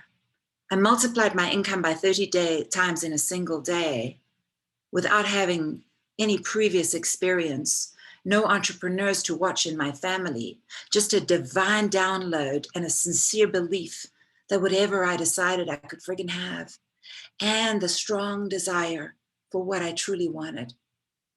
I do believe in going about these things ethically and morally. Of course we do. Of having your own standards. Money is not enjoyable when it doesn't come to us from a good place. I know that too. I've experienced getting money in all sorts of ways. And I can tell you that the very best by far is by doing what you love as an entrepreneur. Oh my gosh, empowering female entrepreneurs. Charlotte and I get to do that for a living. How lucky are we? How blessed are we? And to see women going from struggling from $1,000 a month to $100,000 a month, to see women going from not making anything to signing their first client for a couple of thousand, the joy that feels in our heart. So find something you love and you will get one of the favorite F words, which is fulfillment. And it'll enable you to do another favorite F word, which is indulge in philanthropy. Treat the people in your life. Can you imagine taking your family on a trip, flying first class, staying in the best resorts, something that they might never have been able to afford themselves yet? Can you imagine? Flying first class is another one of my absolute favorite F words. I love it. I love being able to sleep flat on a bed when I go to Europe. I love to be able to order my filet mignon done to serve on the plane. I love to be able to order what kind of eggs I want in the morning. I love to put on the pajamas and the little slippers in first class on British Airways. I love it. And why not? Because it's not only about enriching the lives of others, it's about enriching your life. We live in a material world, and you, whether you like it or not, are a material girl. You exist in the material realm. You are flesh and blood. We are all spiritual beings having a human experience. But right now you are having a human experience, flesh and blood, material things. I believe our desires come from God. They come from an honest place. So I want you to open up to your desires today because they're good, they're real. And when you tune into the divine, and this is what Charlotte and I love most about our job, it's not as much about helping you with the business nuts and bolts, although we do that too. What is your next step? How do you go about it? But for us, it's about seeing the faith piece click for you. It's about seeing you tune into the magic of the universe, flowing downstream, getting in the flow, not making it hard. So what we do, our work is so important, and the work we love the most is getting you to believe in yourself, to getting you to believe in divine intervention, to getting you to get into the flow of the universe, and to tune into what you desire and stop making yourself wrong for the lifestyle that you might want to lead. What are some of the things you're saying no to right now in your life? Oh, I bet there's a whole bunch. You're probably saying no, and you probably push some of the desires aside because you go, that'll never be me. I can't do that. Yes, it can be you. It can be you. That little girl who was the lettuce entrepreneur and multiplied her income so much, not knowing how to do it, but just fearlessly stepping forward in faith and then taking inspired action, became a multimillionaire because my mindset was in the abundance sphere, because I didn't think that I wasn't worthy of it, and because I believed in the magic of the universe. I knew that I was a child of the divine. So why should I go without? I was tapped in. But you know, just like Natalie said, I made it hard on myself after a while. Once I became an adult and I started to listen to all the crap around the narrative of society, as Jen Sincero said in that paragraph I read to you earlier, all the nonsense that we hear about money, the older I got, the more I started to believe the nonsense, the more I started to buy into the narratives of society and of my family and all their money nonsense. The harder and harder it got, I tapped out of the magic and I tapped in to humanity's nonsense. Oh, we love to help you tap back into the magic. We love to help you do that, and to do it by being an entrepreneur. So I made it really hard for myself for a while.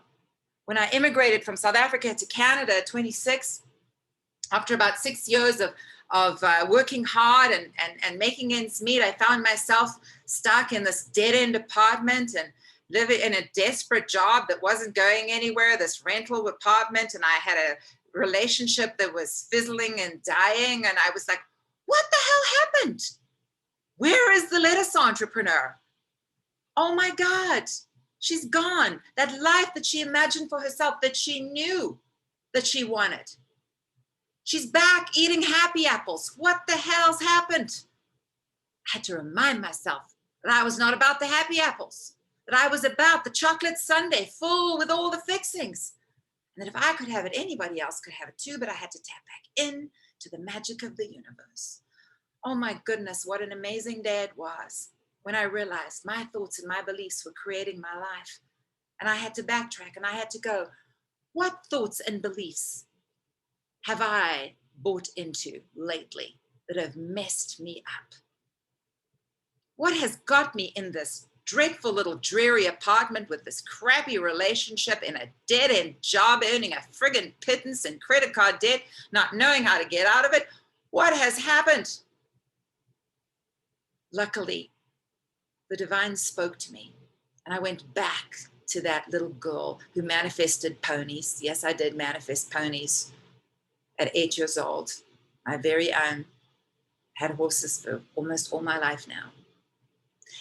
And I tapped back in to that because God said, this is not about how you do it. This is about tapping back into the magic of the universe. What do you want? What do you want? Get clear. So I wrote it down. Are you boldly writing down what you want? Writing it down is so much more powerful than you think. Like I said, you are a material being living in this world right now. You're having a human experience. Doing things like that, action steps that involve actually the physical act of something, has a massive impact on your manifestation, on your spiritual connection. Actually doing physical acts like writing your desires down. You're not only spiritual, you're also human. Use the human side of you. You're all of these things, your body, mind, and spirit. Use all of it while you're here. Write stuff down. And I got super clear about what I wanted, and I was no longer available for that crap. And I wanted a farm. I wanted a beautiful home in the sun. I wanted a penthouse in the city. I wanted a designer wardrobe, because one of my favorite F words is fashion. Oh, you better believe it. And living in that little apartment, earning that stinking income, I wasn't buying any fashion, that's for sure. But I was subscribing to magazines, and I did know what I wanted. And I got super clear about it. I wanted to fly first class, travel all over the world, wherever the heck I wanted to go. I wanted beautiful jewelry. I wanted animals. I wanted to become an animal philanthropist. I wanted to support environmental concerns. These were the things that were close to my heart. And I got crystal clear about it. And I forgot about the how, because the divine was back inside of me saying, you don't have to worry about the how, my darling. You just have faith. Get clear on what you want, have faith. So fantasize about it. Start thinking that you're already there, that you already got those millions, that you already have that farm. And by the way, when I was struggling, you better believe I didn't have horses anymore. And I got clear that I wasn't available for no horses anymore. So I said, yes, a farm, and I want my own horses. Did not know how, didn't need to worry about it. Just had to fantasize, just had to have faith, the second F. Just had to take some fearless moves, the third F. Oh, I made some fearless moves. I got clear about the fact that that job was no longer any good for me. And I did everything in my power to get a better job. I got really clear that my health needed to be a priority. I started working out and going running even in the dark. I did whatever I could to improve my life, because I'm a physical being and I bear responsibility. And I did that. When I combined those things, magic started to happen. And by the way, my fourth F in how you do this is friends, mentors, coaches. Are you surrounding yourself with the kind of people who live the life you desire to live? Are you surrounding yourself with the kind of people who lift you up, not pull you down?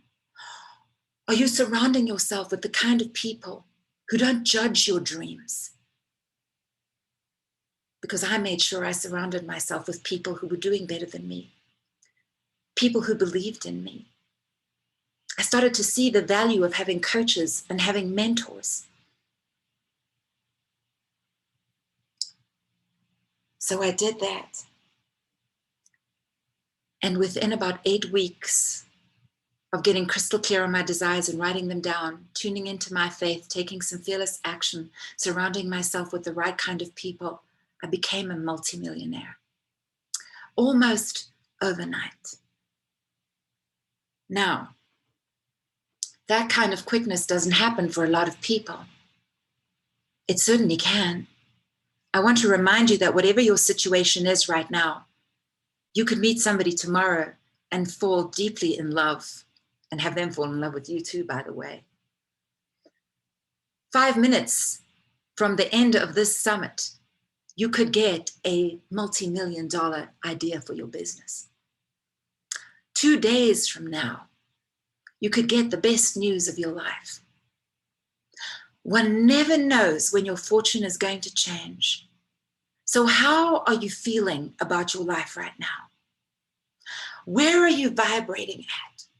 Because my 5th step, I'm going to just repeat them again. Fantasy, i.e. imagination and desire. Do you know what you want? Are you imagining it?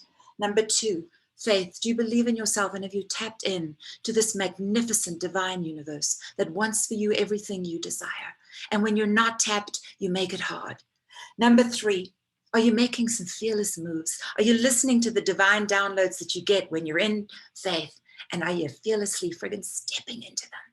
Number 4, are you surrounding yourself with people who believe in you, with a network, with coaches, with mentors?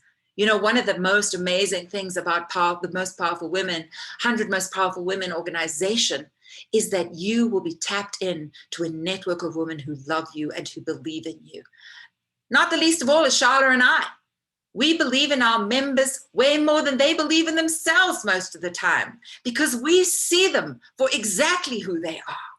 Absolute divine representations of heaven on earth, with all the gifts and talents that they could ever wish for already in them right now in this moment, right now.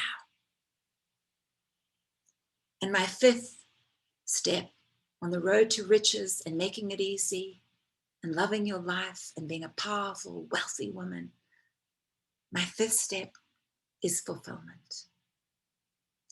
Because none of this matters if you don't learn to be fulfilled and happy in the here and the now. This is not about having desires and feeling disconnected from them. This is not about you sitting in your situation right now feeling lack, feeling, I can't think about that because I can't possibly have it. This is about you realizing that there is no lack in this magnificent universe, but you gotta be in the flow of it right now, regardless of your external circumstances. Feeling fulfilled and happy in the here and now while reaching for more is the key to happiness, to riches, to wealth, to health, to great love. Don't get stuck in the gap between where you are now and what you desire. Realize that right now in this moment, you have everything you need in order to make your biggest dreams come true. Already right now in this moment. Right now in this moment, you are breathing air. There's water to drink. There's food to eat. There's people who love you. You have your dreams. You know, when my life got so bad again, because I have made and lost money and made money again a few times in my life. And when my life got bad again, it was really tapping back in to the divine.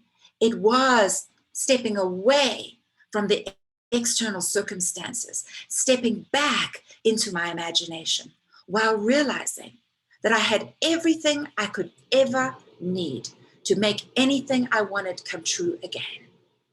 To tapping into the support of others, to being in a state of constant gratitude, that no matter what was happening in my bank account at the time or with my business at the time, that I was tapped in to the source of life, that I had water to drink and food to eat, and that I was always surrounded by a powerful group, especially of women, who supported me and helped me when I was down.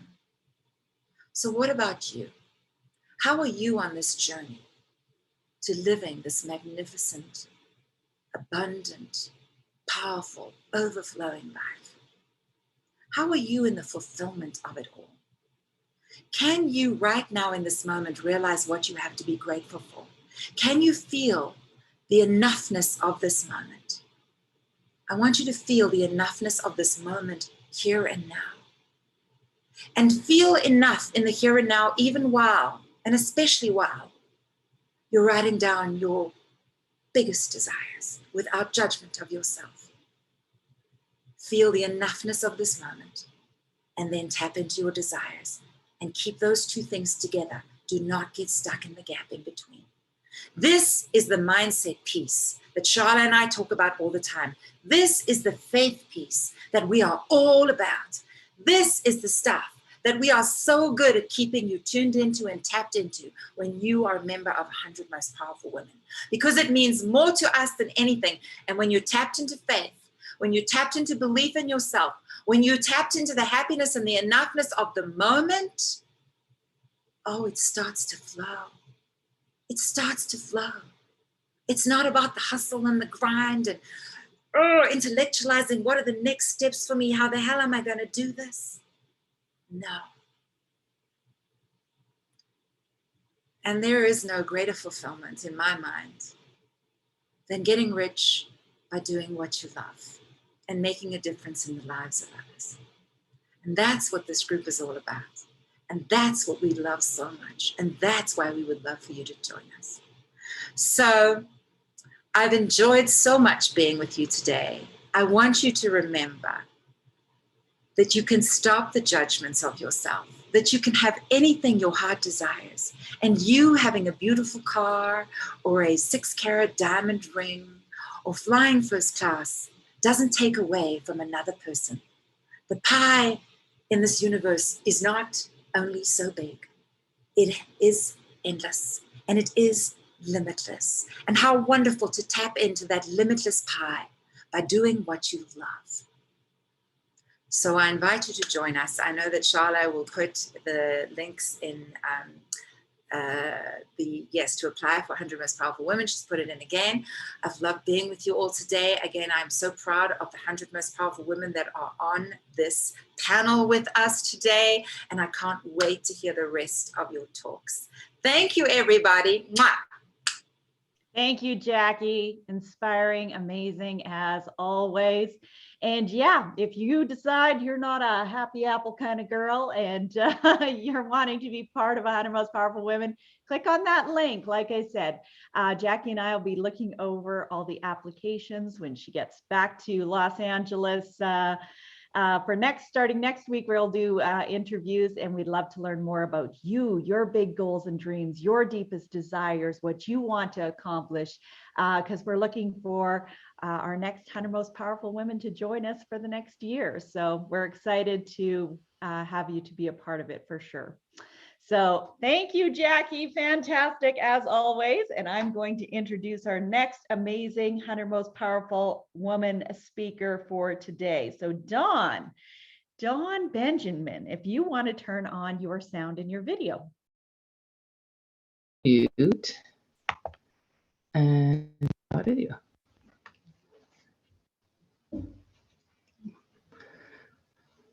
Oh, There she is. there we go. How are you, Dawn? How are you, Charla, and Most Powerful Women, all the women today? How are you? Great afternoon. Fantastic, fantastic. Where are you joining us from today, Dawn? I am joining you guys from Old Bridge, New Jersey. A little chilly out here today. Yes, well, it's getting to be that time of year. So I'm going to introduce you, Dawn, and then you can take it away. So Dawn Benjamin wants to inspire you to live full and die empty.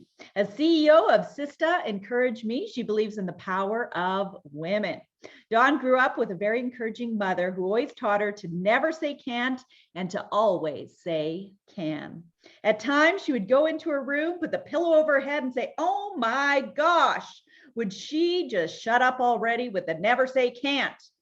If Dawn didn't say it out loud, her mom would slap her into next week. That mantra has made her into the woman she is today. She is a powerful woman of faith, courage, patience, and persistence. Please welcome the one and only Dawn Benjamin.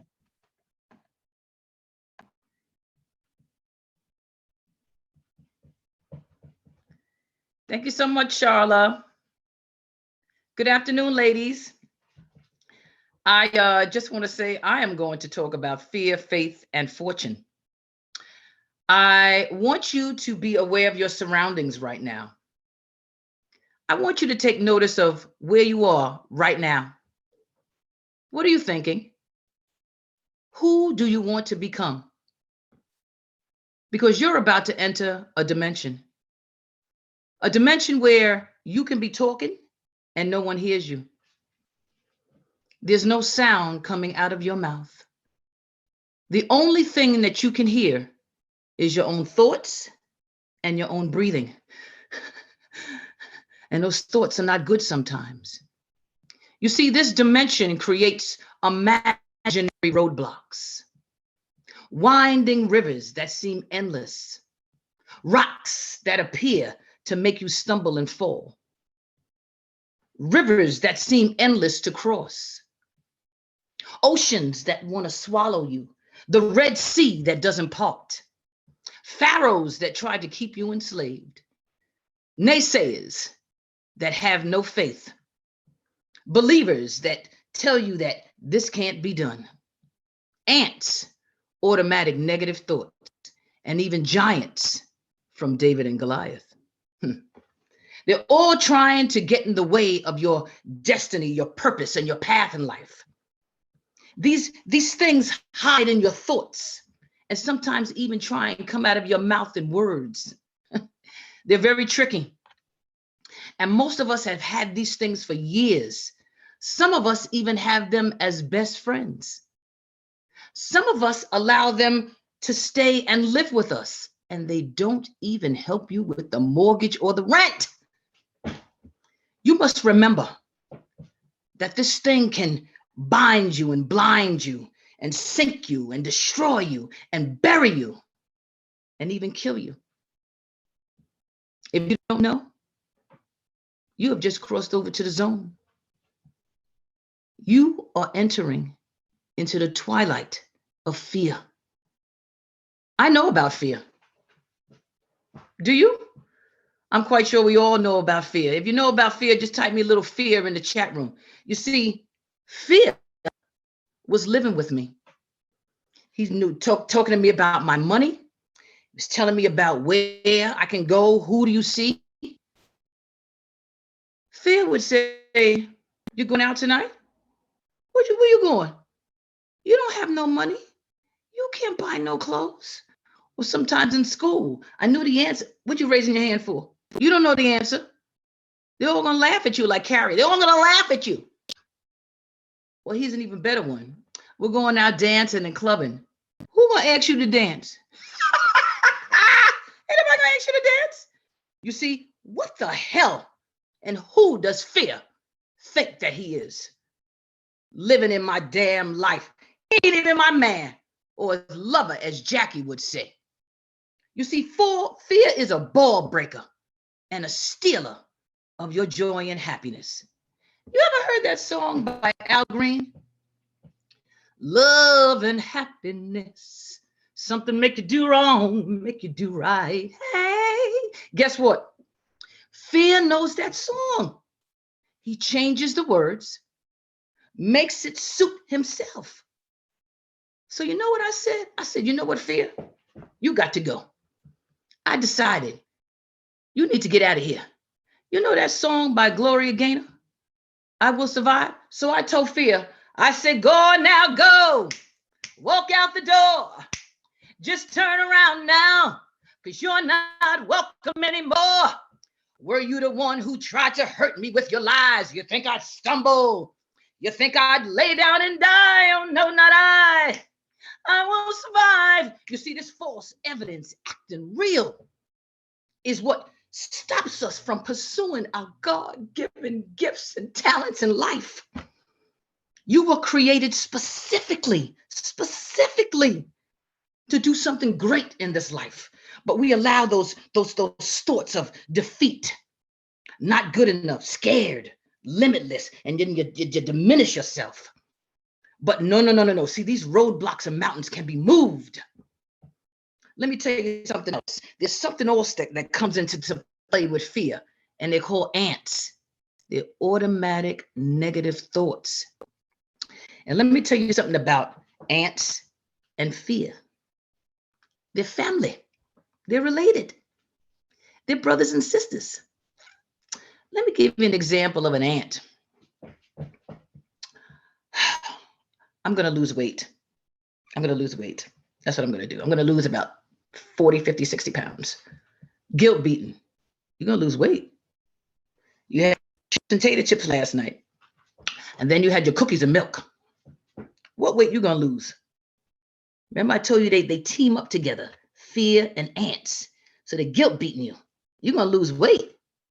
Remember, the last time you lost weight, how much did you lose? Let's see. 0, nilch, nothing. You didn't lose anything.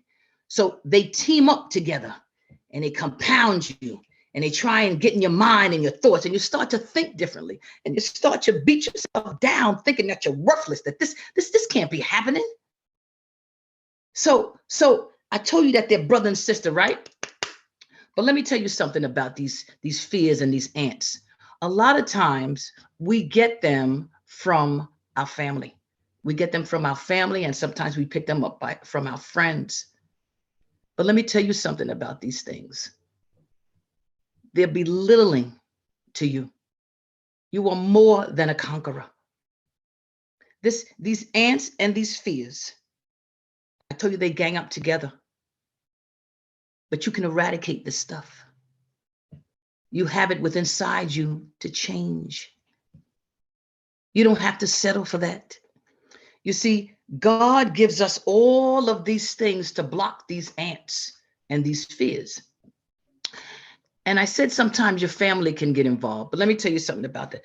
God gives all of us gifts and talents. He gives them to our friends and he gives them to our families. They maybe just decided that it was too hard for them to do, so they're not going to do it. But don't let that stop you.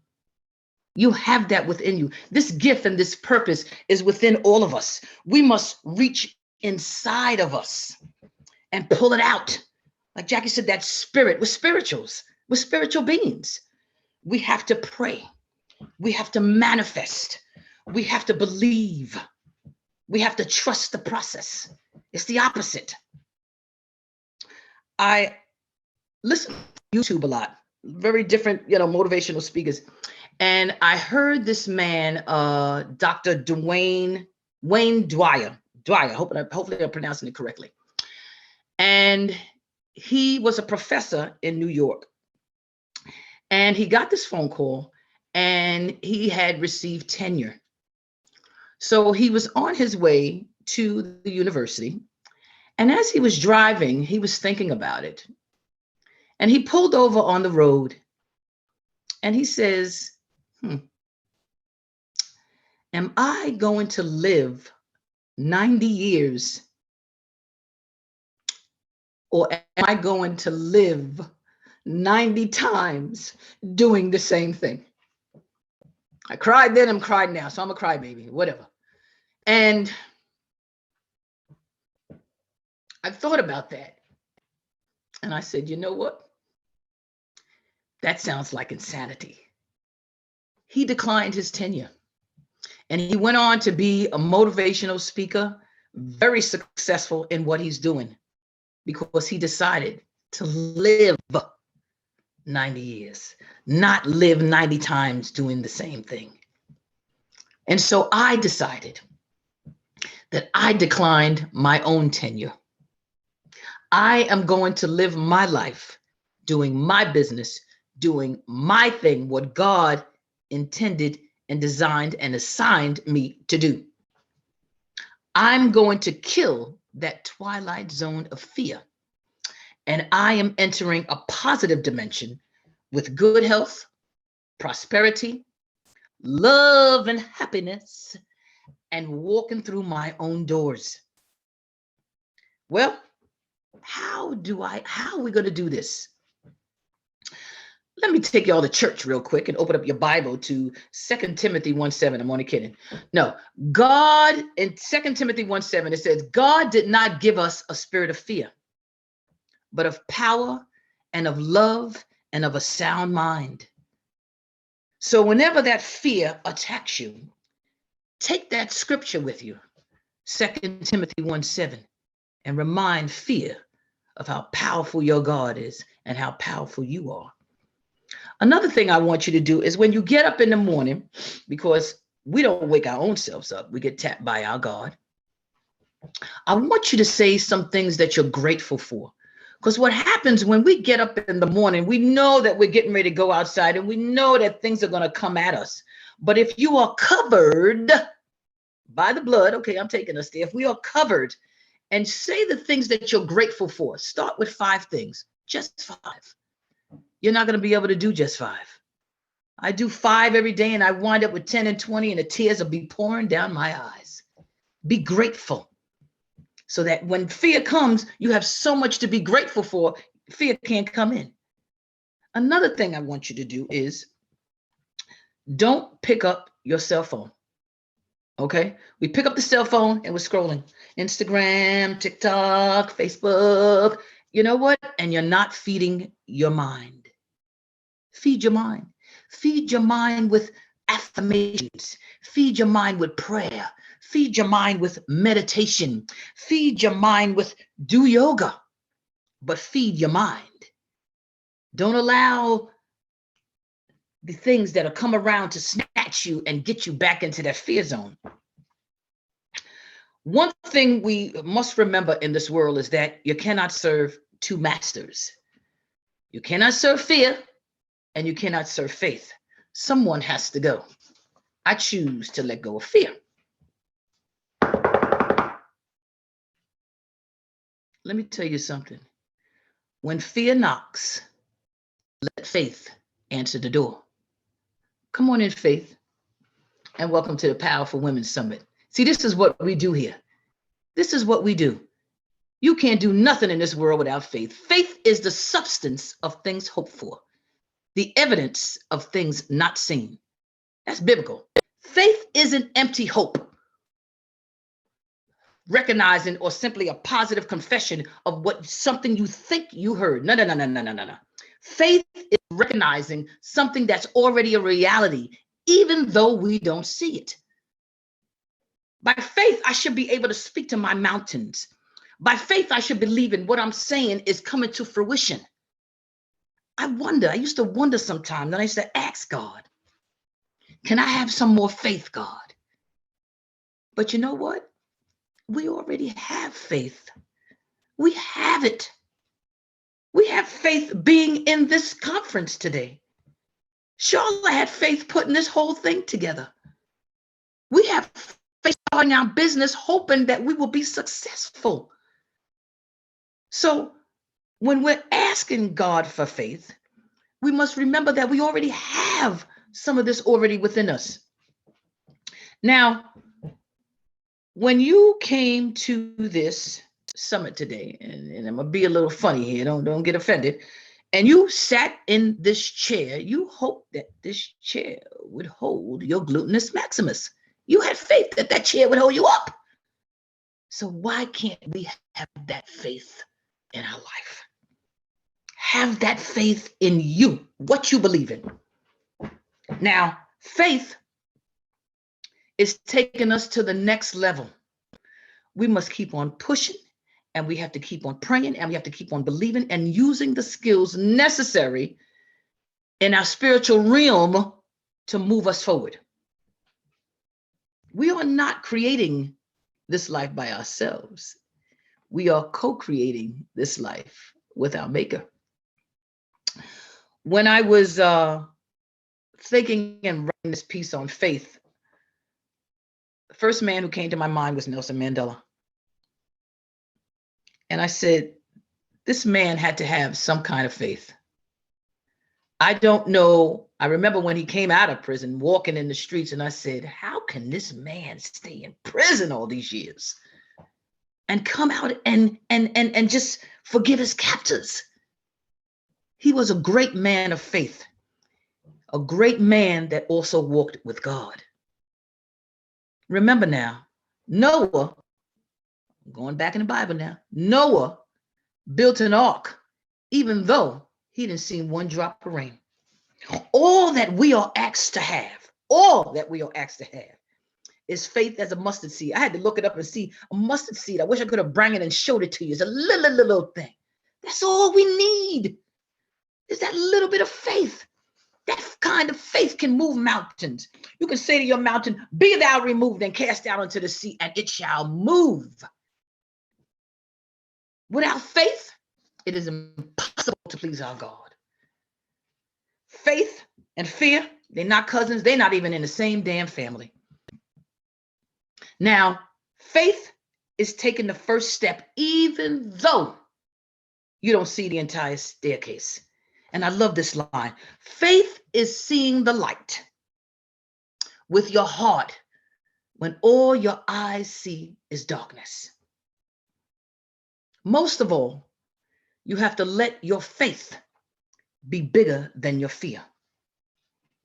If we let our faith be bigger than our fear, then we can dream and create and obtain our fortune. You see, fortune, when I thought about this too, because prior to coming to MPW, one of my biggest struggles was money. But when I looked at fortune, I said, when I think of fortune, I think of wealth sustainability and a legacy to leave for my children's children. I'm gonna come back to that. But this is what it says in the book. It talks about leaving an inheritance for your children's children. And I want each and every one of us here to be fortunate enough to have a fortune. I'm gonna take you back to your Bible and I'm gonna read something to you. It is Matthew 25:23. And it says this: his Lord said to him, well done, good and faithful servant. You have been faithful over a few things. I will make you ruler over many. Few things, I will make you good things over many. Think about that a minute. If you can manage your household finances, and most of us do, you can manage a Fortune 500 company. There ain't nothing that you can't do. You can do this. Think about that. Now I said something about your children's children. The reason why I said that is because when you build your fortune, I have a child, and so he's watching me right now, pursuing my goals. He knows all about me being an MPW, starting my online coaching. I just started coaching in my business. And so as I'm building my wealth, my fortune, I'm building this for his children, not for him. His wealth, he will build for him. Put those two together and it will be compounded. Now we're talking big money, big money, big money, fortune, wealth. That's where that fortune, sustainability, and building and compounding. Fortune. I want to be fortunate to have a fortune. Compounding. Let me give you another example. In the Bible, all right, because I'm faith-based, it says to be fruitful and multiply. Fruitful doesn't mean have a lot of babies, have a lot of seeds. No. Fruitful means to be creative, productive, and have the resourcefulness. Creative, productive, resourcefulness is a part of your fortune. For an example, McDonald's hamburger. That hamburger is in United States, Canada, Africa, Asia, Europe, all over the world. One hamburger, multiply. Be fruitful and multiply. This is what this fortune is all about. And this is what we are building in MPW and in our lives, so that we can leave this legacy and sustainability of wealth to our children's children. Something that Jackie mentioned that I also had in my notes, and this is just how the divine works, is when you ask God, ask, seek, knock for the things that you want in your life. It could be through your vision board. It could be through writing things down. I just got myself a new whiteboard because I'm having my goal for my next year. 5, 10, 15-year plan, doesn't matter. All you need to do is to have faith and believe in what you are doing. Don't worry about the how. See, our problem is we do this. God, I need, oh my God. Okay, so today's Tuesday. I asked you for the $1 million last Thursday. I didn't get it. What's taking you so long, God? First of all, let's bring us back to the thing I said in the beginning is, if you can manage a little thing, God will give you more. So don't jump from $1 to $1 million. You got to manage the dollar that he gave you. You feel me? So all of this, don't worry about the how. Just ask God what you want for, and he will provide it for you. Trust and believe in the process. Don't go off to the left and to the right. Just trust, believe, and have faith. Don't worry about the how. The how is God's problem. Don't worry about the how. That's God's problems. So I want you to do me a favor. I want you to repeat after me, because we are here talking about fear, faith, and fortune. And we got rid of the fear. We're walking in the faith, and we're getting ready to build our fortune. So I want you to repeat after me. And if you can, keep it as your mantra, because I love mantras and affirmations. I want you to say, I, your name, I'm going to say my full name, Dawn Cecile Benjamin. I am eradicating fear, increasing my faith, and creating my fortune. What about you? What about you? So, my name is Dawn Cecile Benjamin. I am your fear, faith, and fortune woman. I am an MPW. And I want to say to each and every woman on this panel, each and every one that's on Facebook Live or wherever you're listening, you have the power right now to do anything and everything you want to do in this life. You have to trust your process, trust yourself, believe in yourself. It's all inside of here. If these two women, and let me tell you something about Charlotte and Jackie real quick. If they didn't have the spirit of faith, I would have never joined this MPW, because I cannot be and have my life entrusted to women that doesn't have that kind of faith that these women have. They talk about it. They ride with it. They die with it. So I know, and I know everybody in here knows, with these women, I'm already a multimillionaire. I'm already, and so are you. If you're a millionaire, put it in the chat. Say, I am a millionaire, because it starts with that first affirmation. Great afternoon, ladies. My name is Dawn Cecile Benjamin, and I'm the CEO of Sister Encourage Me. Fantastic job, Dawn. Thank you for just raising our energy, our vibration, our faith, and for singing to us. Like, oh my goodness. Jackie had to jump on the screen just so you can see how smiley she is from ear to ear. And thank you for those very kind words for both Jackie and I. You know, yes, absolutely. That faith is our number one thing. And yeah, you've inspired all of us today, and I would just want to thank you for that.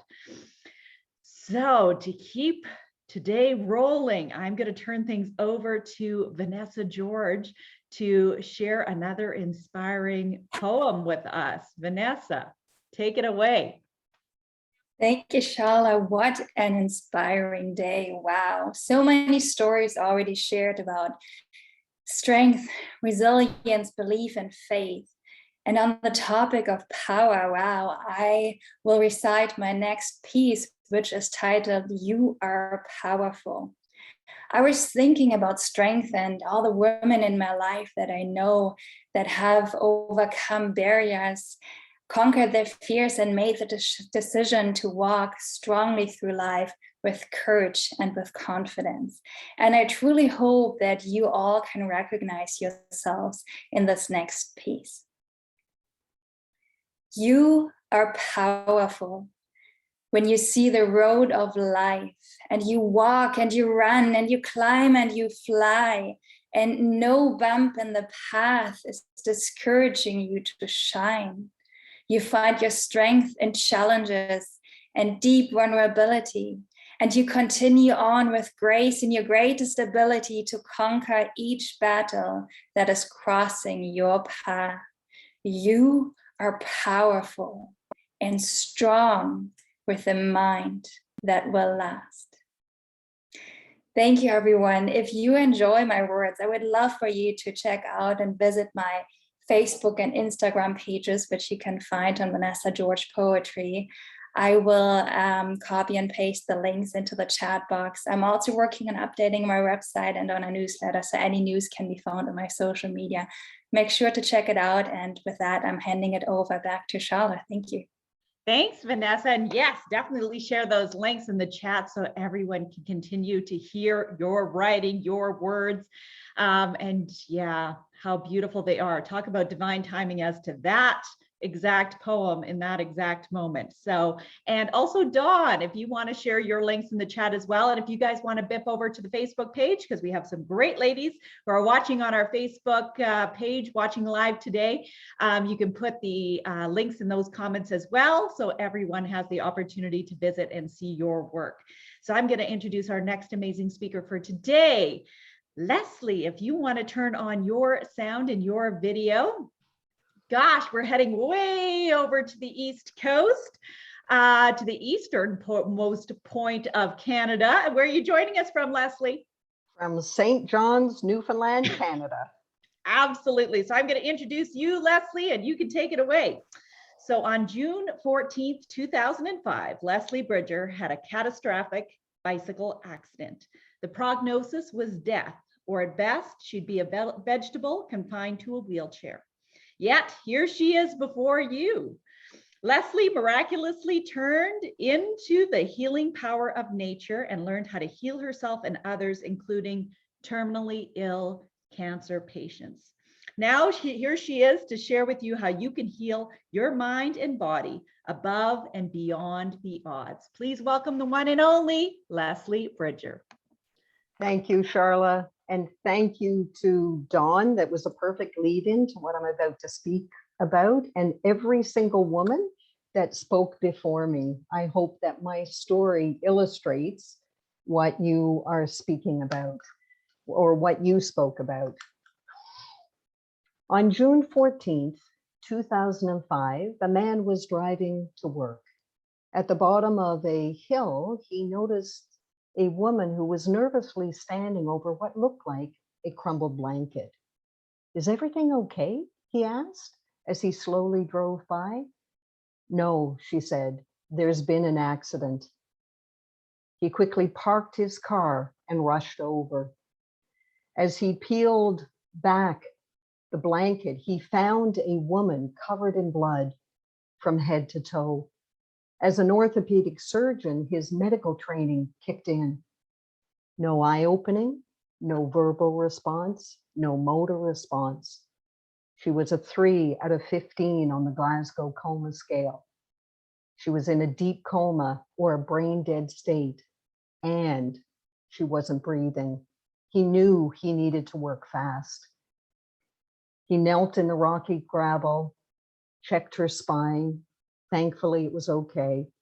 And then he quickly yet gently lifted her up to a seated position. He cleared out her oral cavity, put one thumb on either side of her jaw, pressing up gently.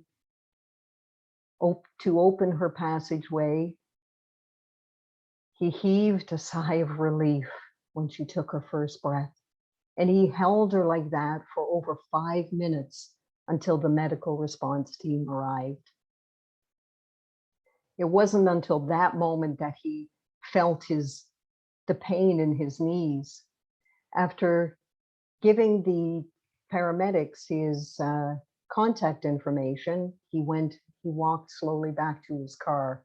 He was visibly shaken. She obviously was an avid bicyclist like he was.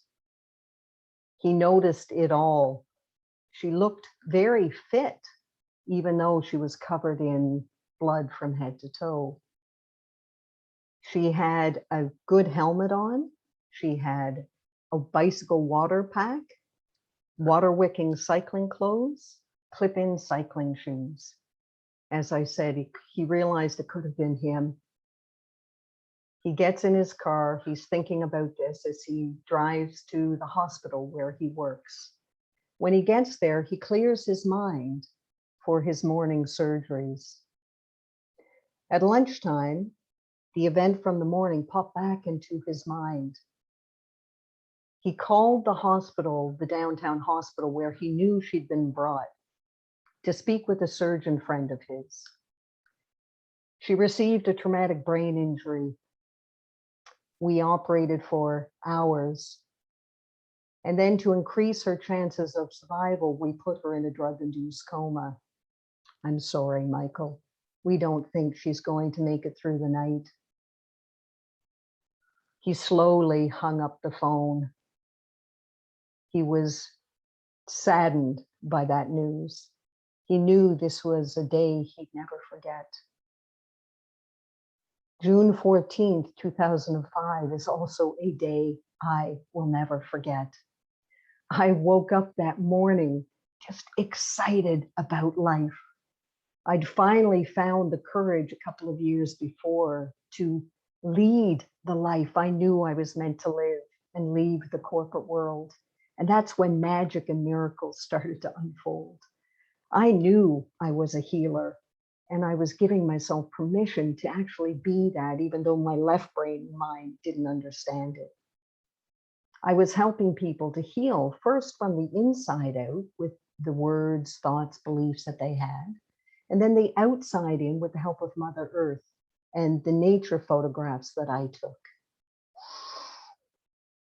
It was early in the morning and the sun was shining. It was a bright blue sky with fluffy white clouds rolling by. It was already 30 degrees Celsius, 90 degrees Fahrenheit. So I knew that I needed to go outside right now for a bike ride if I was going to go, because otherwise it'd be too hot. I quickly put on my cycling clothes, went outside, and I could feel the sun on my skin, the birds mirroring my joy with their beautiful songs, and a gentle breeze was flowing through my hair. I put on my helmet and started cycling down the sidewalk. My destination was a beautiful tree-lined bike path at the bottom of a very steep hill. I'm cycling along, and then I turned down this pathway, and the joy that I was feeling just expanded because I love cycling so much. And I'm not a slow cyclist, I'm fast. And so I'm going down this steep hill and I'm pedaling. And I just feel just so much bliss and joy. And then it was like it multiplied 100 times.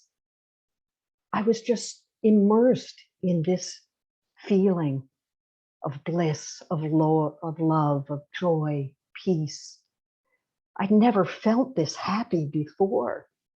It was like I was floating. And then I realized I wasn't on my bike anymore.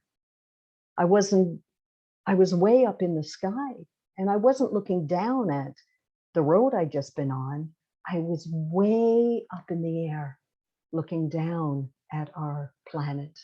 There was Mother Earth in all her beauty, radiating before me.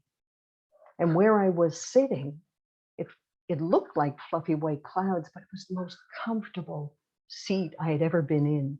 And I was shown this beautiful display. It's like it was just for me.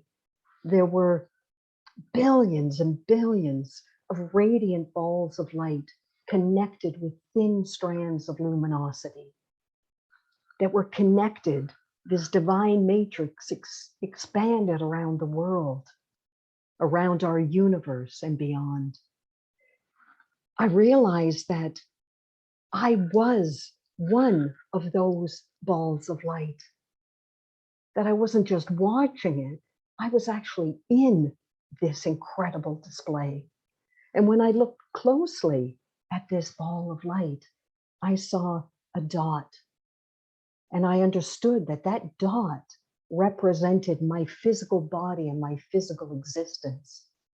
Wow, I was so much more than my physical presence here. I learned so much while I was in that experience, and I could talk for hours and hours and hours about it. I learned how to heal miraculously above and beyond the odds. But what I want to just talk about it, I want to take you on a journey. So please join me if you're able. I want you to sit in your chair. If you can, put your feet on the ground. I want you to feel this loving energy all around you. Know that the divine energy, God, source, the universe, the energy that almost every woman has spoken about that has talked before me, this energy is always there, ready to be accessed. So just imagine, picture it as you would like to picture it, maybe golden light, violet light, whatever works for you.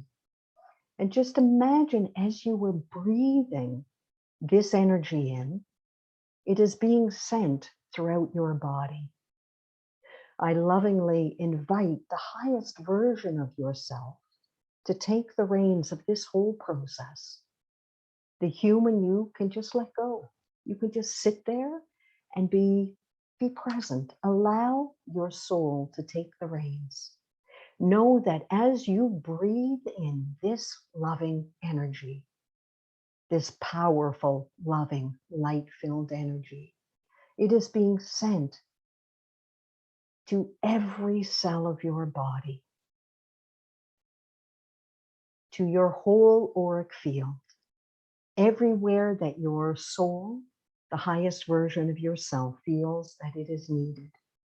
And it is activating and amplifying your divine knowing, helping you remember that you are enough, that you are more than enough, that you have been loved unconditionally every moment of every day, especially when you felt unloved and unlovable, that you matter, that you are a precious being, and that you matter. I want you to breathe this knowing into every cell of your being. And as you breathe out, release everything that does not serve you. And remember, as the human you don't need to know what that is.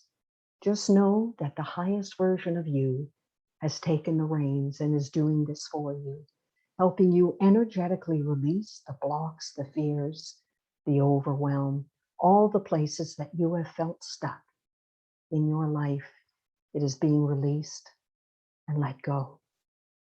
Knowing that it is making space for more of you to be actively present. While I had this experience, I understood that I was living just a small percentage of the life that I was meant to be living. So as you are here right now, I want you to remember that you are a powerful, powerful, powerful creator. That you are not only made from the energy that creates universes and worlds, that you are this energy at your very core. That you can create anything, anything you want in your life and your world, as long as it is for your highest good and the highest good of those you are here to serve. I want you to breathe this knowing, this energy into every cell of your being.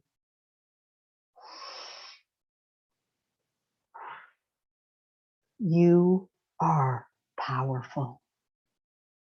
Know that as you do this, this energy is being activated and amplified within your energy body, within your auric field. And remember, as the human, you do not need to understand. You may not believe in energy. Just let your beliefs go. Know that your soul is working on your behalf to help uplift you, to help you rise you up to a new energy level. Because there are no accidents. You are here for a reason right now. To hear all of the women that spoke before me, to hear me, and to hear all the women that will speak after. You are here to rise up to your greatness. I want you to breathe that in, knowing that you matter, that the world needs your light, even though you may not know what your purpose is. I'm asking that part of you to become actively present, to guide you and lead you from this moment on, to help you believe in and embrace all that you are. A magnificent being of light. And the first step is learning how to love yourself unconditionally in the midst of it all. Learning how to love yourself unconditionally in the midst of it all. When I came out of my coma, that was one of the first things I heard. Keep your eyes closed. Love is the answer, and it begins with self-love. So I'm asking you right now, how can you show yourself that you love you today? Not tomorrow or next week or down the road when you lose weight, when your hair is dyed, whatever it is, excuse you make. It's you learning to love you unconditionally right here, right now, remembering that you are magnificent. I want you to breathe this knowing that you are exactly where you are meant to be, that you are perfect exactly as you are.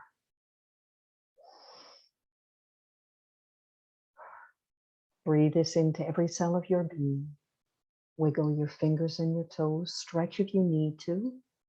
And then I want you to open your eyes to your magnificence. You are a magnificent being. I learned so much while I was in my coma. Here we are these sovereign divine beings that are loving, joyful, yet peaceful at our very core. And here we are as humans, caught up in the drama and trauma of life. We're always energetically connected, even though we don't feel like it. We are always connected. What I have learned how to do is how to help people align with this knowing, so that they vibrate at this higher level that the other women before me have spoken about, where magic and miracles become everyday life, become normal. That's why I am here, because I believed that I would be well. I visualized myself well every single day, even though I was in a hospital bed and I couldn't control the left side of my body. When I was taken out of the coma, my friends and family were told not to expect much. So I ask that I have a gift for you if you're interested. If you go to lesliebridger.com, you see my name on the screen. It's all lowercase, no spaces. And my gift to you is a meditation, remembering who you are, because the world needs your light, dear one. Thank you. Thank you, Leslie. That was so beautiful. And I'm not sure if you got the link, Leslie, that you can pop in the chat. If not, I can find it and I can pop it in there as well. And yeah, if you enjoyed that meditation as much as I did, it's an opportunity to be able to get a copy of Leslie's Remembering Who You Are meditation and to be able to listen to that daily, because it's so important. You know, it's great when we can do this together, but often we slip back into our habits and our behaviors. And so that meditation is a powerful thing to be able to do anytime you want to do it, anytime you need it. So I'll watch the chat, Leslie, and if not, I'll find that the link to be able to share it with the ladies as well. I put it in there. Oh, you did. Okay, perfect. And perfect. So I will turn things over to our next amazing speaker for today, which is Sheila Price Brooks. Sheila, if you want to turn on your sound in your video. Hi, Sheila. Hi. And now we are heading, well, across the big pond. Where are you joining us from, Sheila?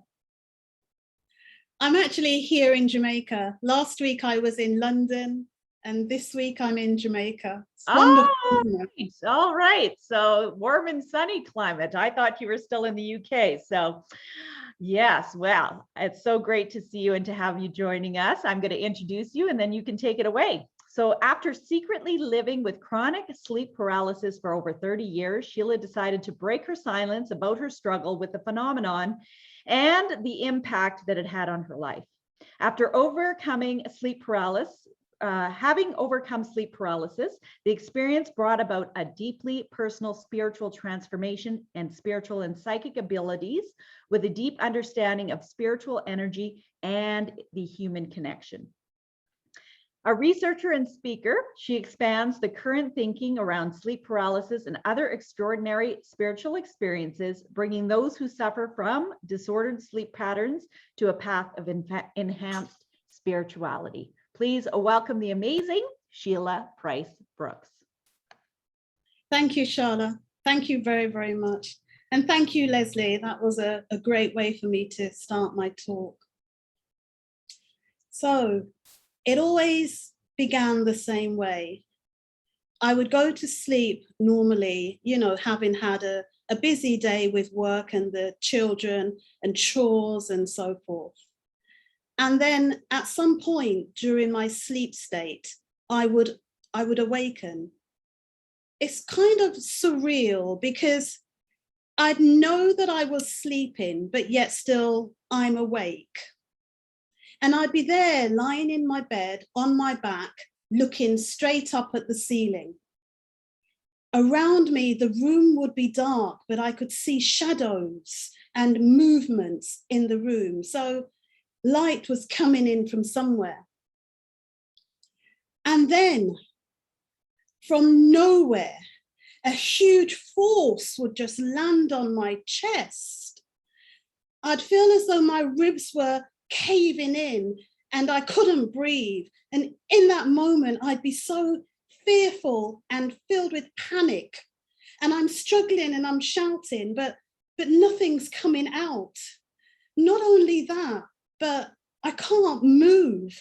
My legs won't move. My arms won't move. The jaw to scream won't move. And that was the paralysis that took place whilst I slept. Now, I learned over the years, because this happened to me for the best part of 30 years chronically, 3, maybe 4 times a week. I learned to make a sound in my throat. I would kind of grunt. And that was the signal for anyone that was around me to wake me up, you know, wake mummy up, because they knew. Now, I didn't know what was going on at all, but I tried in my own little way to work on this problem. I put Bibles in every room. Sometimes there'd be 2 or 3. Crosses were everywhere. I'd burn incense, not really knowing what I was doing and what the smells meant, but it was constantly burning. I'd sleep in different rooms. I'd move my bed into different positions. I'd sleep in the sofa. I'd sleep at my mum's, my sister's, my brother's, and they still came. I became so tired and fearful. I just didn't want to sleep. I just didn't want them to come. I just felt like they were there waiting for me, waiting to get me the moment I fell asleep. I became so tired by this experience. In the end, I went to the doctor. And I clearly remember the day I sat there looking at the doctor and spoke about my experience. And there was a pause, a long drawn out pause, followed by the doctor putting his pen to paper and saying, Mrs. Brooks, I really think you need a good night's sleep. And he then went on to prescribe me sleeping tablets. Well, you know how that worked out. So I was on my own again. You know, I decided now to do some research online and in books and visit the library and so forth. And then one day I was online and I saw a painting. It was painted in the 1700s by a man called Henry Fuseli. And I just couldn't believe it. I just stood there shocked, looking at this image on the computer screen. It was a lady on a bed on her back, and she had this beast-like incubus on her chest. And in the darkness that surrounded this image in the painting, there were shadows, and there was a horse, a black horse there as well. Well, I just stood there looking at this screen because I couldn't believe that a man over 200 years ago had managed to paint a picture of my nighttime companion. How did he know? How could he have kind of drawn this, captured it so clearly? And then the picture was called The Nightmare. Well, I think that was it for me. I mean, in that moment, I realized that I was not alone as I thought I was. And in an instant, I transformed. It was like I was no longer a victim to this. You know, I was no longer passively allowing this to happen to me whenever I slept. I had transformed and made a decision, albeit subconsciously. And that decision brought a huge transformation. And I literally crossed over in that moment. And my nights have never been the same. Now that crossover, I suppose, is for another talk on another day, but it was hugely spiritual. I realized through my research that millions of people experience the same thing as what I did. It's called sleep paralysis. I also realized that the picture that I had seen was actually based on the word nightmare, and the word mare hundreds of years ago denoted in Anglo-Saxon terms the pressure that one felt on their chest. So where we casually say the word nightmare, it has its roots in this pressure, in this experience that people have been feeling for hundreds, thousands of years. Now, I'm not telling you this story and my experience to kind of create fear and to kind of bring on negativity and those things. I want to address several things. The first is the stigma that I felt because of my experiences. I couldn't talk about it to anybody. It's pretty major that I'm here talking about it literally to the world. No one knew, not even my mother, my father, my sister or brother. No one, only the people in my household knew what was going on.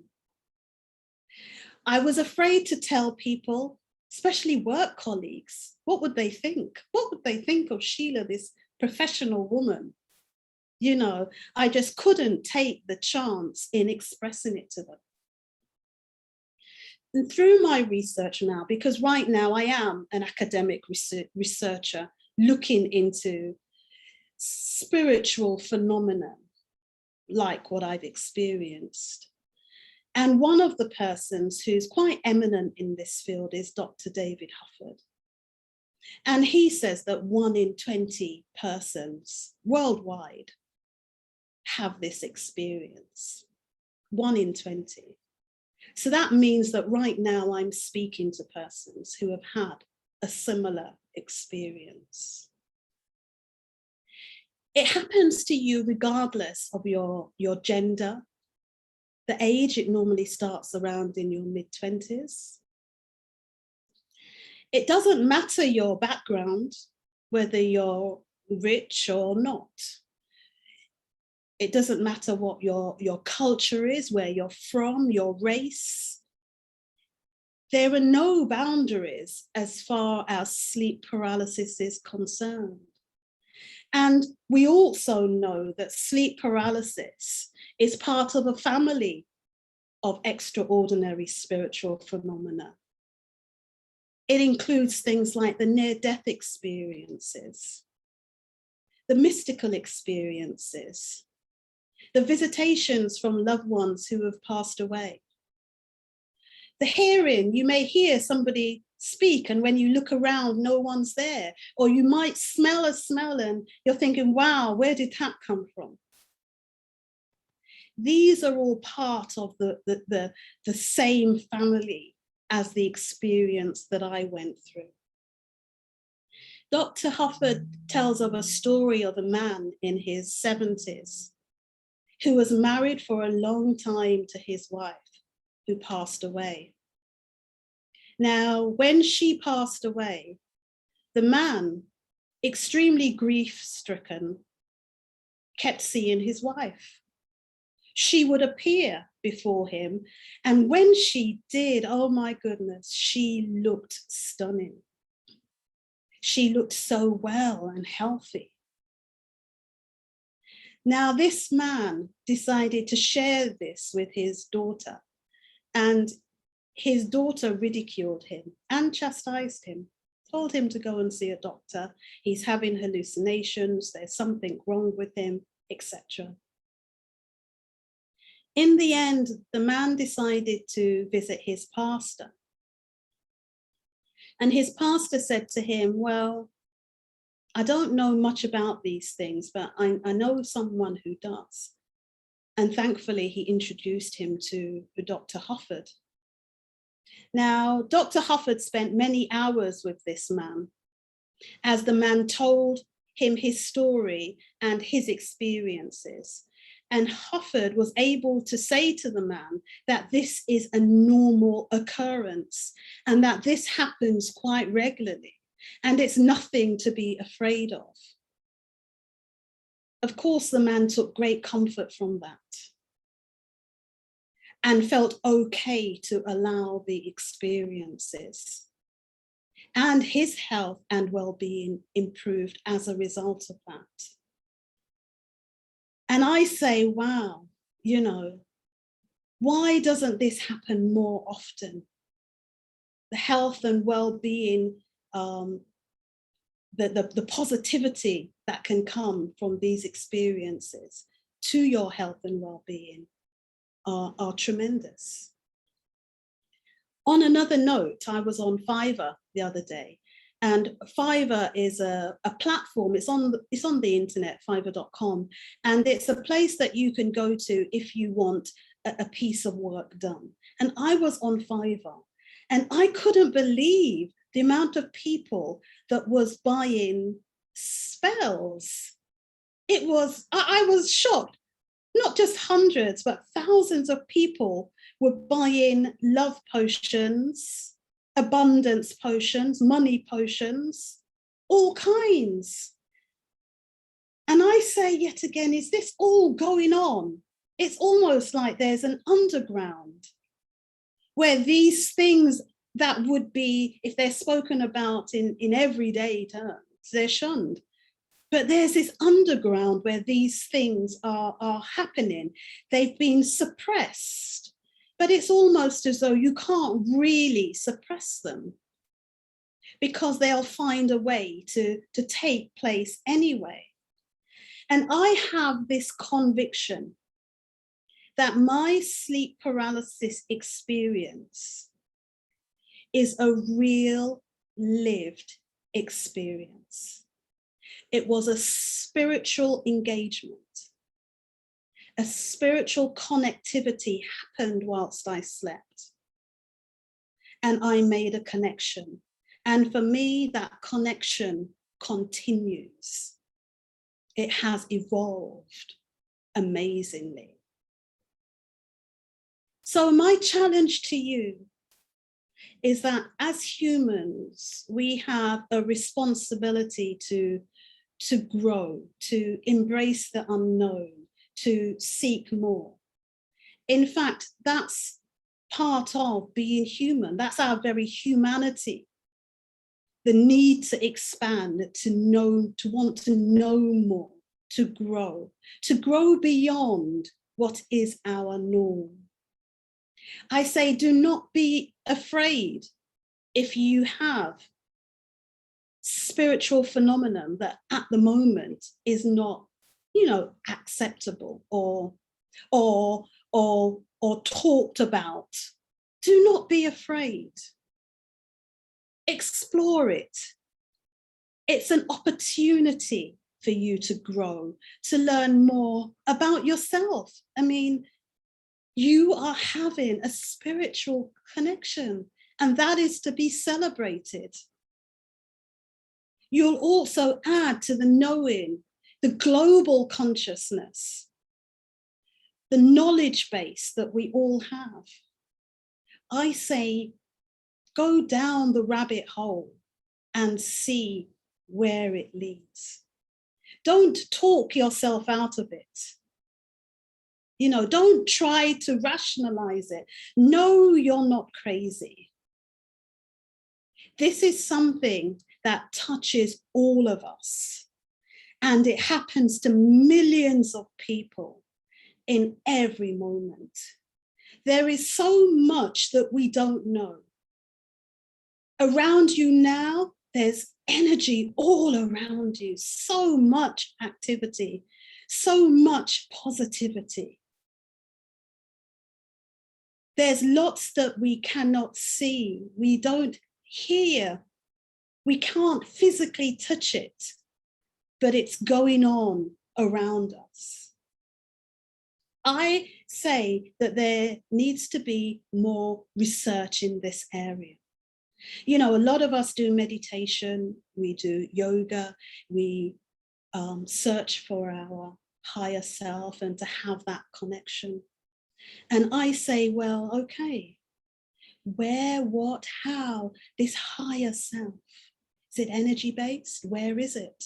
How do we connect to it more so, you know? Let us engage in those conversations, because we know that there are enormous positive health and well-being benefits to that. Not just that, but in terms of our growth, reaching our potential. I say, let the healers, let the shamans, let the medical doctors and the medical community, let the sleep community, let the yogis, let us all come together and pool our knowledge and share our knowledge, because this isn't a single institution thing. And I should also say the religious institutions should be part of that. This isn't a single organization or institution thing. You know, it should be approached from all angles so that we can see it in its splendor. I believe that one day in the future, in the near future, we will begin to make that progress, that we will make those connections. No, I have the audacity to believe that this will happen in the near future. And in the words of Dr. Wayne Dyer, he said that when you change the way you look at things, the things you look at change. I am Sheila Price Brooks, and I thank you for taking the time to listen to my talk.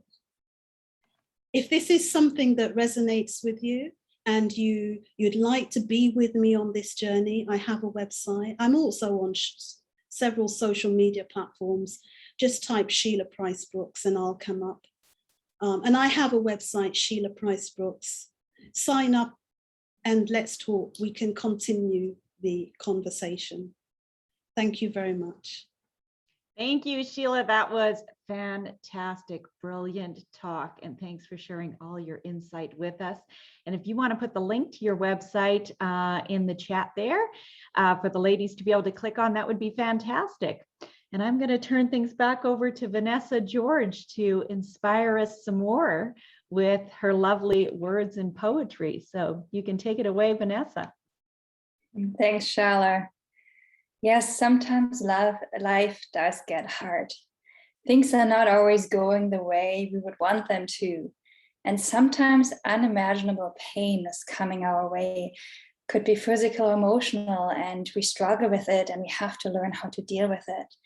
We struggle from time to time and we go through rough patches, and sometimes we are confronted with sickness.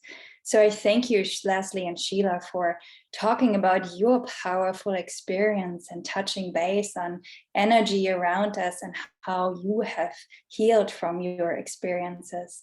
The next piece I'm going to talk about is titled Resilience. When a friend of mine suddenly experienced an illness that cost them a lot of strength and a lot of time to recover from, I was thinking about how resilient we as human beings are. That no matter how challenging or difficult some of the situations are that we are facing, we continue to take one step at a time and we move forward and we find the inner warrior inside of us that helps us to keep going. So here's my poem, Resilience. As you find yourself in times when health turns into sickness, your body just restless, you feel nothing but weakness. Your direction is aimless, upon you sheer darkness. When every step seems so far, every breath is too hard, your body and mind aching, close to the point of breaking. Remember that you, your mind, and your beautiful heart are your core of resilience, are your strength of persistence, are the sources of energy your body craves on its way to recovery. And as you walk gently, you will find moments to rest, spaces to pause and time to reset. Your body will slowly start to grow stronger, always doing its best. Eventually it will heal. You will start to feel better and lighter, more lively, vigorous, and brighter. When you find yourself in times with defeat upon you, look for the ocean of strength that is all within you. You are a fighter, a warrior that never gives up. You have the power to conquer darkness and give life a new start. Thank you. Thank you, Vanessa. That was fantastic. I may happen to know the friend that inspired that poem. I had a good chuckle there. I thought, boy, if I didn't get those words the first time, hopefully I got them the second time. So yes, they're so powerful, so beautiful. And thank you for sharing more of your wonderful words.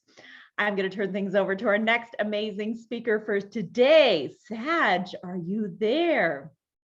If you want to turn on your sound and video.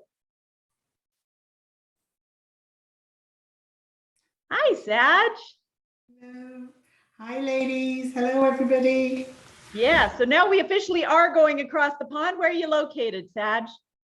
I'm here in a very dark, cold evening in London. In London. So we did make it to the UK after all. So I'm going to introduce you, Sag, and then you can take it away.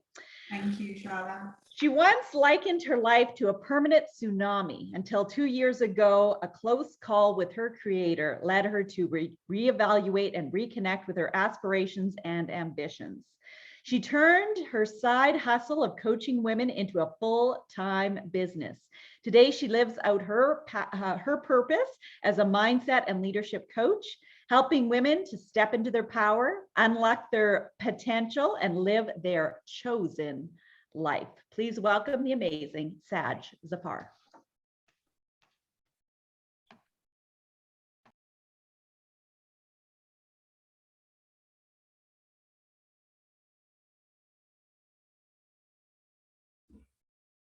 Thank you, Charlotte. Thank you for such a beautiful introduction. I want to say a very heartfelt thank you to both Charlotte and Jackie to providing us, all women that are here in this space, a beautiful opportunity to connect from women all over the world to hear such beautiful inspirational stories, some that have resonated more than others, but ultimately we are speaking to one another, and hopefully through our stories we can inspire and empower each other.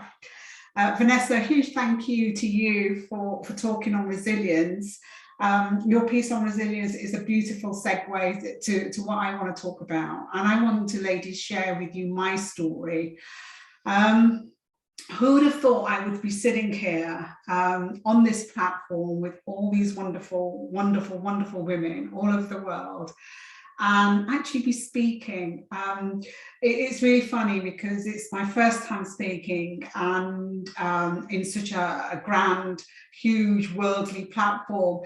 I did have a slide deck, and then having listened and been inspired with so many heartfelt stories, I thought, listen, Sag, maybe perhaps you don't need a slide deck, and if you just talk from the heart, that's more likely to resonate and share your story than trying to work through a slide deck. So I'm just going to go freestyle like all of the beautiful women ahead of me. So ladies, I'm going to talk about your mindset makeover and why am I in this space. I want to take you back to 3 years ago, where I was at work one afternoon and I was expecting a phone call, and because between you and I hadn't told anybody for around 18 months, I had been suffering from nosebleeds. And these nosebleeds became more and more commonplace to the point that I would have 2 to 3 a day. And you know, deep down, instinctively, when something is wrong. But because I'm a young mom with 2 beautiful children, a full-time job, doing all the multiple things that I do, I just thought I haven't got time, A, to be sick, to be worried about my nosebleeds. And little did I know that these nosebleeds would eventually lead to a point in my life where I not only would have to be thinking about where I was, but even beginning to think about, was I going to be in this life? So this phone call came from the doctor's surgery, and it was my dear doctor, and I knew something was wrong as soon as she sort of said, "Saj, where are you?" And I said, "I'm at work." And she said, "Please, I don't want to do this over the phone. You know that you went for some test for the nosebleeds. We've had your results, and I really strongly suggest that you come into the surgery." And typical Saj style, I sort of said, "Listen, I'm in the middle of a meeting, and I've got the rest of the day quite busy back to back. And what I probably can do is come to you this evening, if not this evening, perhaps tomorrow." And she said, "No, Saj, you're not listening. I'm asking you to come into the surgery, and I'd love for you to come now. And can you also ring up your husband and make sure that he also meets you at the surgery?" Now, when she said this, it got me slightly thinking, why does she want my husband there? And between you and I thought it was a little bit of an inconvenience. What was it that she wanted to tell me that required not only for me to attend in person, but also my husband? Anyway, so I leave work and I make my way to the surgery. I've called my husband and he meets me there. And nothing had prepared me for the conversation. The conversation, I have to confess, I didn't hear word per word, but it kind of went like this: that your x-rays, your MRI scan of your brain scan has come back. It's not looking good. And it shows that there is a tumor. And I think I heard the word tumor, and at this particular point decided to zone out completely. And I went from hearing the word tumor to thinking death, to thinking funeral. How was I going to tell the boys that I'm about to die? Because clearly that this wasn't looking good. And in my own mind, I traveled so quickly from the point of being told that I had a tumor to actually preparing and practically thinking through my funeral arrangements. And it was only the fact that when my name was being called and I looked over, my dear best friend, soulmate, my lovely husband was sitting there blubbering away, and the doctor was actually talking at me and saying, "Saj, do you understand what we're telling you?" And I kind of nodded and I said, "Yes, I do." And at that precise moment, I don't remember having any feelings, or other than the fact that, oh my God, the boys need to come back from school. I need to tell them. How do I tell them? And I kind of went on that level. Anyway, fast forward, I'm being admitted into hospital. I'm being actually rushed into hospital. And before I know it, I'm working with a neurosurgeon who's telling me that it's not looking too brilliant.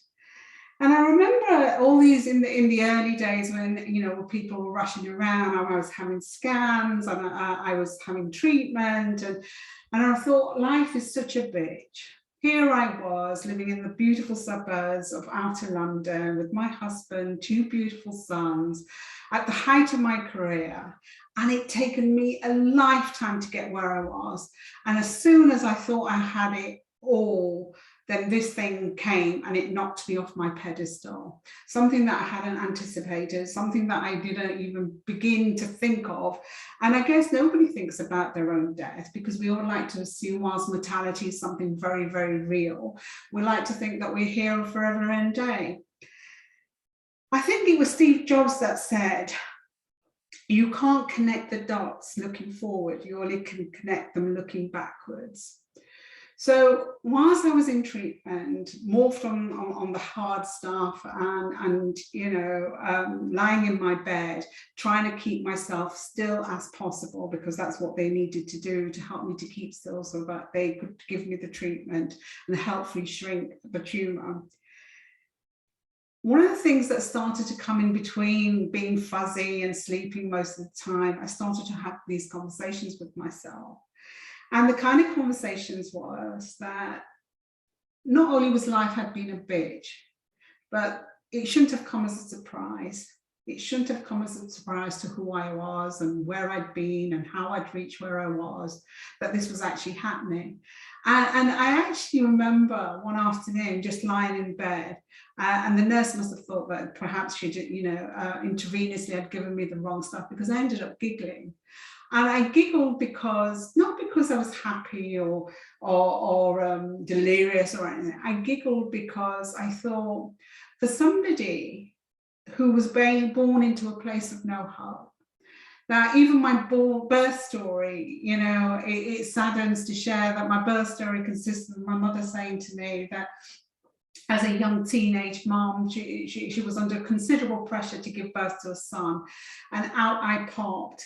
And, you know, to the disappointment, and these are the words that were used, to the disappointment of not just my mom, but the whole family, so much that my mother decided to leave me and go back to the fields and work, and allowed the women of the village to breastfeed me and nurture me and look after me.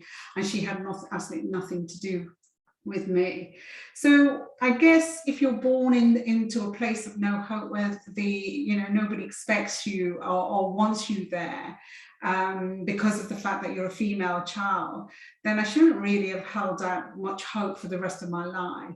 So it's no surprise that when I looked back, as Steve Jobs, said about connecting the dots to understand who you are and where you've been, I looked back into my life and all I saw was that my formative years were just tainted with a lot of sadness, a lot of isolation, to the point where I would just say I was on mute, because I was, by then we'd migrated to the UK, and we were the first Asian family to live in a small mining village just north of England.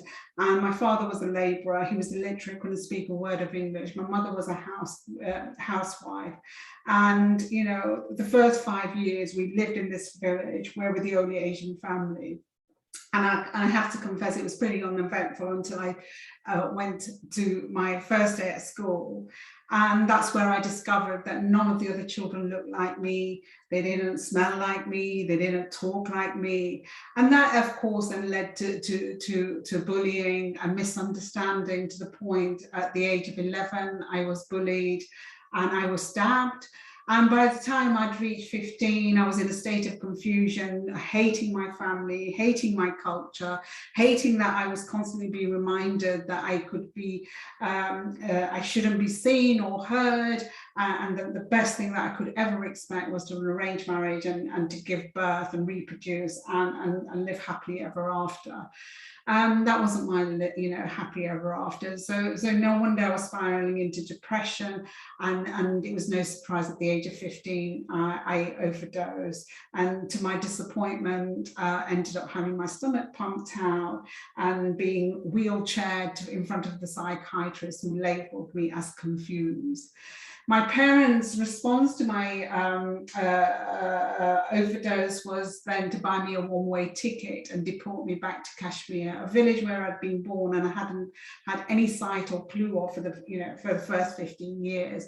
So one minute, imagine you're a teenage girl and you're looking and drooling over George Michael, listening to Michael Jackson, and you're just this teenage where you're thinking, of all your exams and all the things that are going on for you, and the next minute you're in the middle of a village, and where there's no running water, no electricity, and everything about you is alien to your family. You don't speak the language, you can't communicate, and once again you're being reminded what a disappointment you are, that you've turned out the way you have.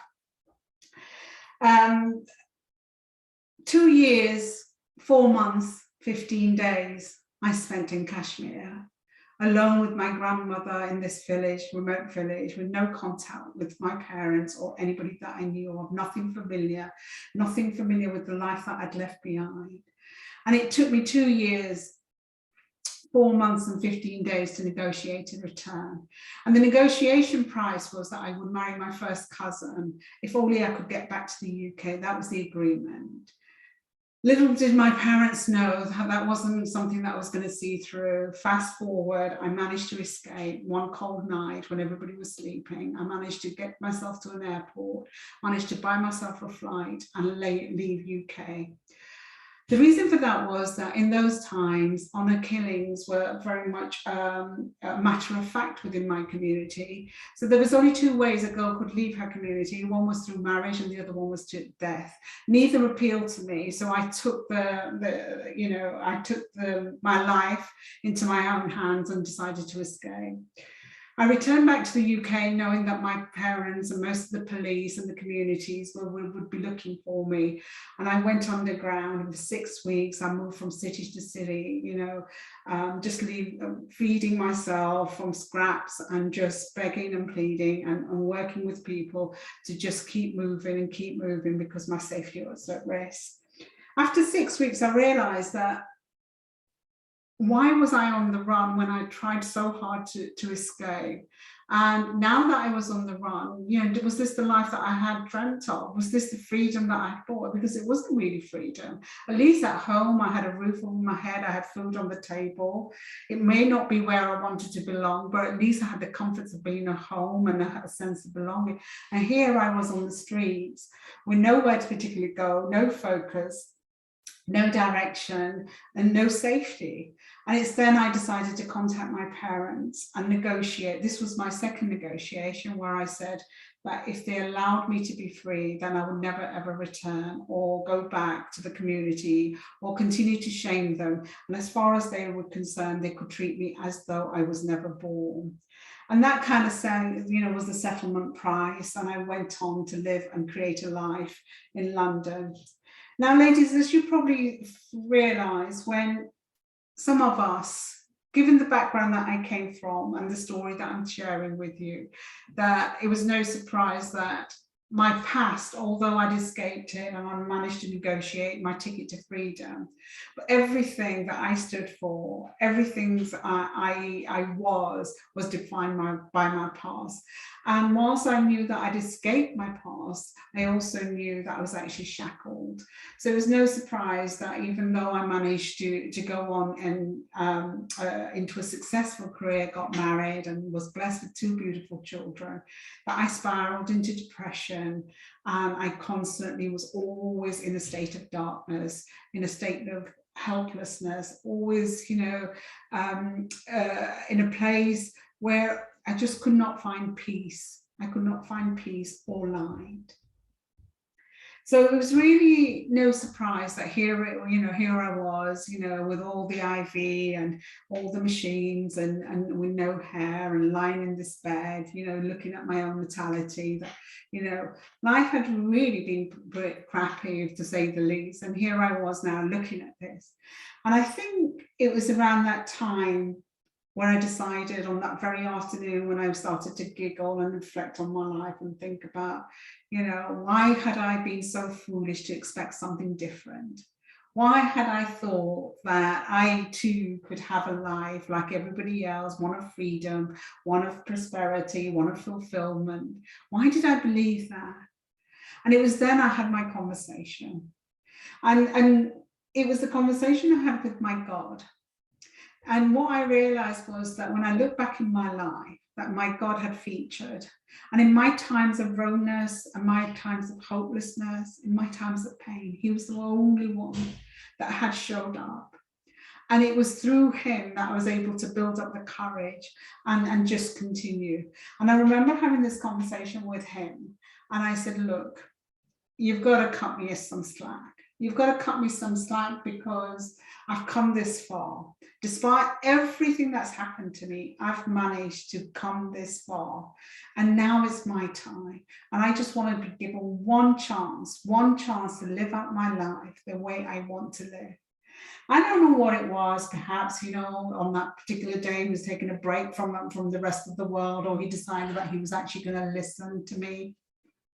Something miraculous happened. Something miraculous. Even the neurosurgeon, he couldn't explain it. He said, Saj, whatever it is, it's happening. Your tumor is shrinking. It's actually disappearing. And I think you're going to come out of this. After a year long of being in hospital, I came home and I came to pick up a life not that I'd left behind, a life that I wanted to really think about and reevaluate and reconnect and really think about, where do I want to go? And I realized that actually, you know, I'd spent an entire life stumbling from situation to situation, circumstance to circumstances. And now, although I had been cured, or at least for now temporarily, I'd been cured of this horrendous experience, you know, maybe this was God's way of giving me a gift. Now, the thing is, I couldn't put a timer on it. I don't know, I have some, you know, if I had several months or a year or two. But what I was going to do, I was actually going to be very, very careful of how I planned it out. And I realized a couple of things, and years of therapy and counseling and things that, you know, I'd spoken about, but probably not really thought through.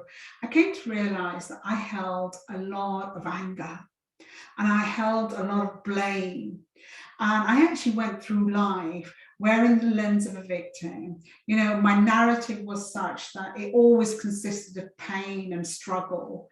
And actually, when I really broke it down, I remember thinking that, yes, that had been my life. But what was woven through that experience from being a young child, going through the experience that I had, that the things that I hadn't chosen to see was that there was hope, there was resilience, there was you know, this ability to keep pushing through, this ability to never ever give up. So it didn't really matter, you know, that struggle had been my middle name, pain and hopelessness and that horrible darkness that I call my soul had been with me for so long, but it didn't have to be that way. Instead, what I had to do was to hold on to the things that had got me through all that. And it's then when I decided to resign from my corporate career and to turn my side hustle of coaching women into a full-time business. I wrote my book, a self-help book for women, and I've entitled it, How to Stop Existing and Start Living Your Chosen Life. And the acronym CHOSEN is really about, C stands for clarity, confidence, and courage, because without clarity, you know, without any direction, if you don't know where you're going, how will you know you've reached there? H is for aligning your head and your heart, because when you connect these two things, the answers will come. O is about owning your truth. And for so many years, perhaps a lifetime, I've shied away from my truth. I've shied away from knowing what my truth was or accepting my truth. And today I accept my truth. I live out my truth. S is about stepping into your power. And it's only when you make that decision that you are no longer going to be defined by your past, that you actually need to step into your power and you're going to move forward. Can you do so? E is about envisioning your success. Success is defined by each and every one of us. My success is not your success. So think about what really matters to you. What is important to you? What is it that you dream of? What is it you desire? Once you've defined that, then at least you can work towards it. And then is writing your next chapter. Ladies, we all have a book in us. You know, and each chapter of your life is different to the last. And we don't know how many chapters we have. And I'm not really bothered or you know, thinking about how I'm going to write every chapter, but I'm always focused on my next chapter.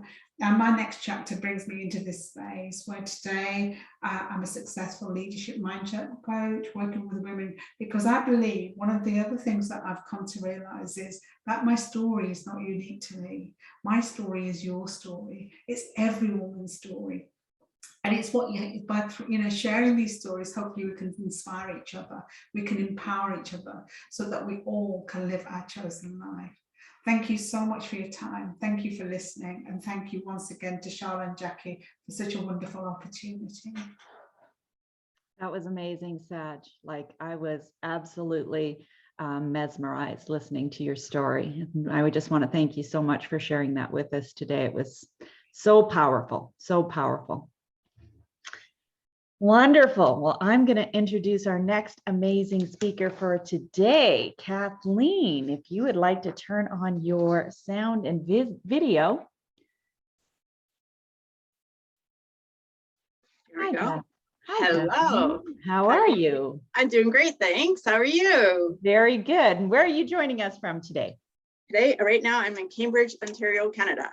Awesome. All Mhm. right. Well, I'm going to introduce you and you can take it away. So on Okay.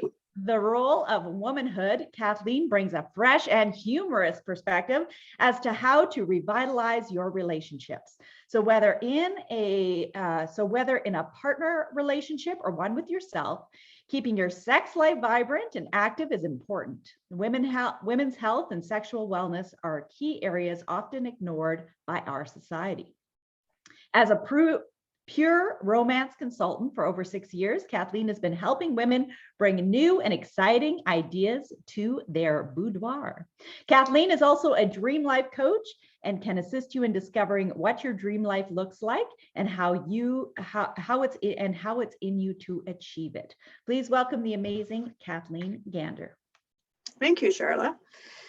First of all, I'd like to thank Charla and Jackie for their time today and letting me speak. I'm going to do things a little bit differently. I'm going to actually start with a story, and then I'll get into my personal story. So I'm just going to let me just pin myself here so I can see what I look like. There we go. All right. Thanks, everybody. So I'm going to tell a little story. So I talked to Jackie, and she, of course, we know Jackie, she's such a beautiful woman, and she had me put a subtitle to my speech. So it's not just revitalizing your relationship, it's putting the sizzle back into your sex life. So that's what we're going to talk about today. We're going to talk about putting some sizzle back into your sex life. So what I would like you to do is just relax. If you have an opportunity to close your eyes, close your eyes. I'm going to tell you a little story. And I want you to think about where you might fit into this story. Okay. So it's a story about love and passion. It's a story about my friend Judy and Jim. So Judy and Jim have been in a relationship for quite some time. And they raised their kids, they're empty nesters, and they're living their dream life. They travel, they do all kinds of great things. But there's one thing that's missing. They don't have an Olympic level sex life anymore. What's happened over time is that they have kind of lost a little bit of the oomph in their life. So they still have weekly date nights, and they still look at each other very admirably, and they just, they have this little routine, but they need to get out of that routine. Judy was getting very frustrated, and so was Jim. They weren't sure if it's something to do with menopause, has to do with longer hours at the office, age, what was affecting their life, but they needed to have something to make them feel back to the way when they were younger. Because when they were younger, they would try to find ways to get the kids out of the house. They would sneak into the garage for quickies. They were always having a very active sex life. But now that they're a little bit older, things aren't quite exactly the same. So what to do? So Jim was going to be heading out on a business trip, and he wasn't going to be returning until their wedding anniversary. So Judy wanted to make that anniversary very special. So it just so happened that there was a party going on in her neighborhood. Her girlfriend had invited her to this ladies' night. Not too many details were provided, just that it was a ladies' night and that there'd be lots of laughs. And it was ladies only. There was no men involved. No children could be around. It was just for them. So Judy had a feeling that it was one of those parties, the ones where they talk about sex. So here we go. Judy was intrigued. Maybe something might just come of this. Maybe she'd be able to help put a little more oomph back into her sex life. So let's just say Judy went to the party, and Judy went on a shopping spree. So I'm going to tell you a little bit of what she got, but I'm going to tell it in the story format. So she definitely wasn't going to share her purchases with her girlfriends. This was something that was between her and Jim, and she wanted to keep everything private. So she started to plan. She really wanted that sizzle back in her sex life. She really wanted to bring some excitement back to the world and to what was going on. So Jim was heading out on a business trip, as we had said earlier, and he was going to be gone for a few days, and Judy wanted to get things rolling right away. So she had purchased what we call some date night cards, and you can make these at home too. You can create, little things that you might want to find with your partner. And I use Jim. Again, this could be any partner, even for yourself. Sometimes you like to surprise yourself too, eh? So she always packed for his business trip. It wasn't something that she had to do. It was an active service she did for him because she just loved doing it more for each other. And this was one of the things that she always did for him when he went away on business. So when she did the packing, she took a couple of these date night cards and she snuck them in her clothes. So doing that, she didn't know if he was going to act on them. Okay, she was very selective as to what she picked, but she didn't know she was going to act on them. But she, deep in her heart, she really wanted him to act on this because she wanted, again, to bring that sizzle back to her sex life. So a few nights into Jim's trip, Judy received her nightly phone call from Jim. And he didn't go into his normal pleasantries that he usually does. He instead started telling his deepest fantasies to her. It was so erotic. And then he asked her hers. So that was one night of intense communication, very erotic communication. Well, I'm not going to go into details. That's not what I'm here for. Judy kept the contact information for her pure romance representative. So what she did was she ended up calling her and getting some more things to help fulfill Jim's fantasy. So a few nights later, they reminisced about what they shared with their favorite sexual encounter with each other. They were both quite hot and bothered. And it was nice to know that Jim felt the same way as she did. And he too wanted to rebuild their sex life. The next day, the florist called that there was a delivery for her, some orchids. The smell was very intoxicating and the flowers were very long and sleek and sexy looking. So it was just something that just helped with the sensuality of what was going to be happening when he returned home from his business trip. She returned a favor to him. She sent some dark chocolates and a nice bottle of wine back up to his hotel. They really like to spoil each other, so this just kind of fell right into what they needed to do to get things going again, to bring that sizzle back. So the evening of Jim's return was quickly approaching. So Judy, she took some extra time to get ready before Jim's return. So she invested a little bit in herself. She bought a new scent. She bought what we call Dirty French. It's a blend of wild orchids, juicy blackberries, wrapped in a whipped vanilla musk. It's so sensual and so sexy. She performed the perfect shave in all the right places. She did the perfect oil for her skin, and she added that Dirty French perfume just to top it off. Ooh la la. She felt like she was back in Paris for their honeymoon that was many years ago. She picked the sexiest of lingerie, and she had learned at the party that the lingerie wasn't for Jim. It was actually for her, so that she felt good about herself. But it was very flattering too. It had nice cleavage and it just hugged her body just in the perfect places. It was a beautiful black, soft, lacy piece, and it covered her just immaculately. Now, this little piece had a little extra piece to it where she could add some stockings because it had the garters attached. So she pulled out some beautiful silky black stockings, and she went and dug deep into that closet to find those stilettos that she had from years before. I'm sure all of you have a pair of stilettos hiding somewhere. Now to prepare for the rest of the fantasies. So she wanted to try a little bit of bondage. Nothing forceful or intimidating. She just wanted to get things a little bit going. She wanted to add a little bit of tease and please and a little bit of foreplay before all the main activities were to happen. So she picked out a little black blindfold and a feather and whip. Just something soft, just something to add a little bit of excitement. She didn't know where it was going to lead to, but she thought she'd try. Next, she wanted to fulfill a little bit of Jim's fantasy. So his fantasy was an erotic massage. So she had gotten some massage oil and some massage gloves. And she knew exactly where he was going to be stroked, rubbed, and caressed. But what was that going to lead to? We're not going to say. She knew all of his fun zones. So next, so to add to the surprise, she also added a toy, also known as a bedroom accessory. This was something new to them. They had never incorporated this into their play before or into their sex life, but she wanted to try something and it was well worth exploring.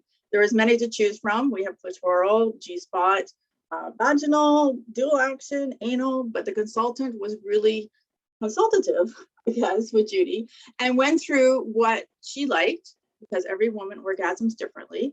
So she went through what Judy kind of feels like when she's having sex and what she needs and what she wants to add to this excitement.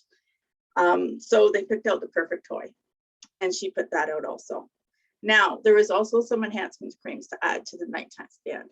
There's an item called O, which is a clitoral cream that brings the blood flow to your clitoris. Now, did you know that the clitoris has 8,000 nerve endings, and it is the only part on the human body that is there strictly for pleasure?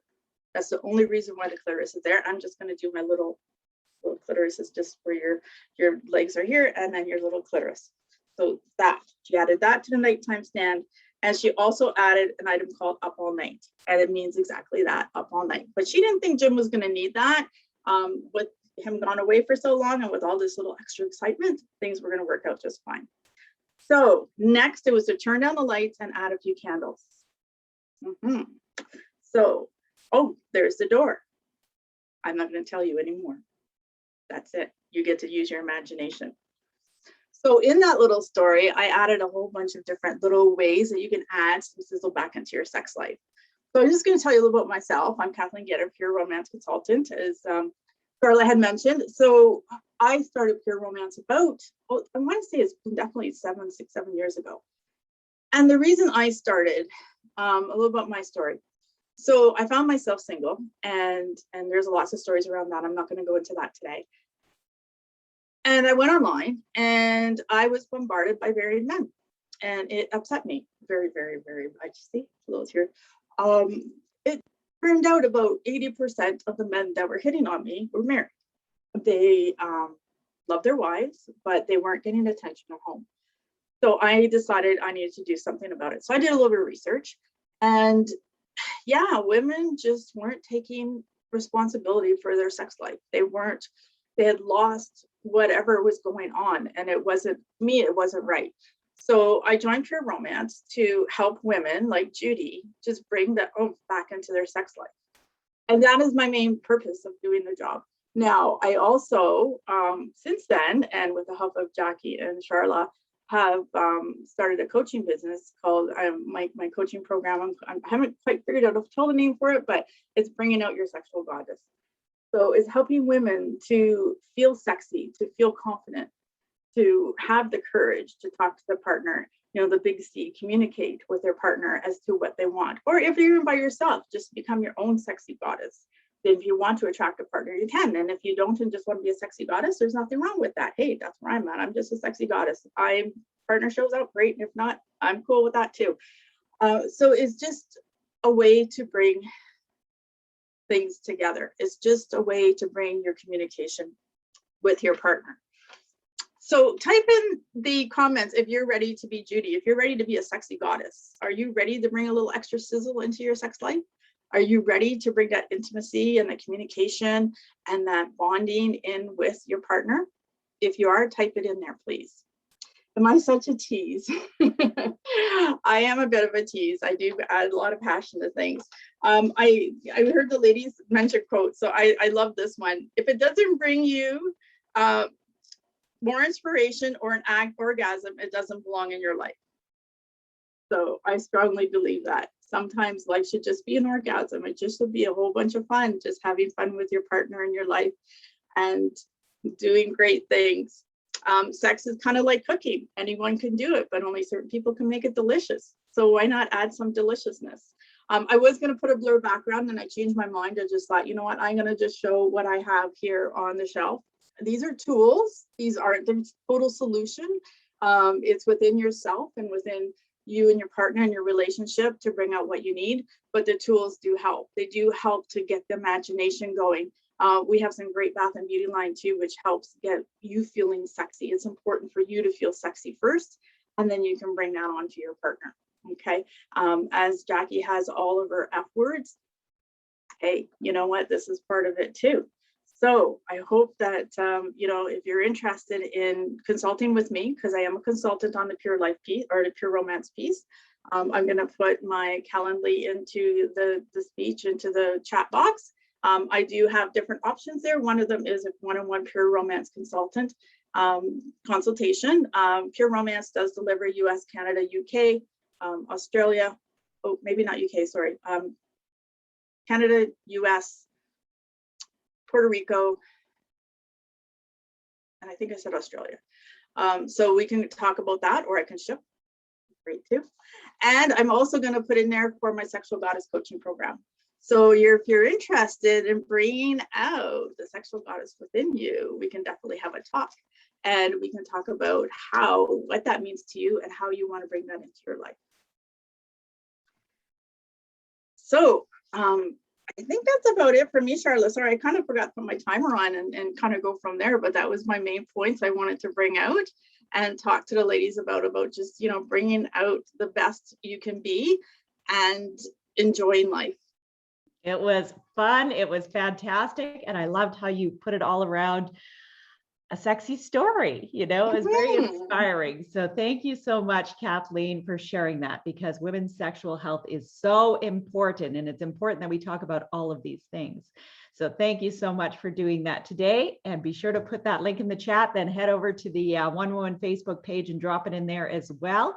And as I mentioned before, if you jumped in late today, or if you want to rewatch any of these wonderful talks, you can go to the One Woman Facebook page afterwards, and you can rewatch these as many times as you like. And we're also going to put them on the 100 Most Powerful Women YouTube channel as well. So I'll drop those both in the chat one more time, so that, you can rewatch any of today's wonderful talks, or if you missed any of them, you can go back and watch them. And I'm going to turn things over to our last and final amazing speaker for today. So if you want to turn off your video, Kathleen, yes.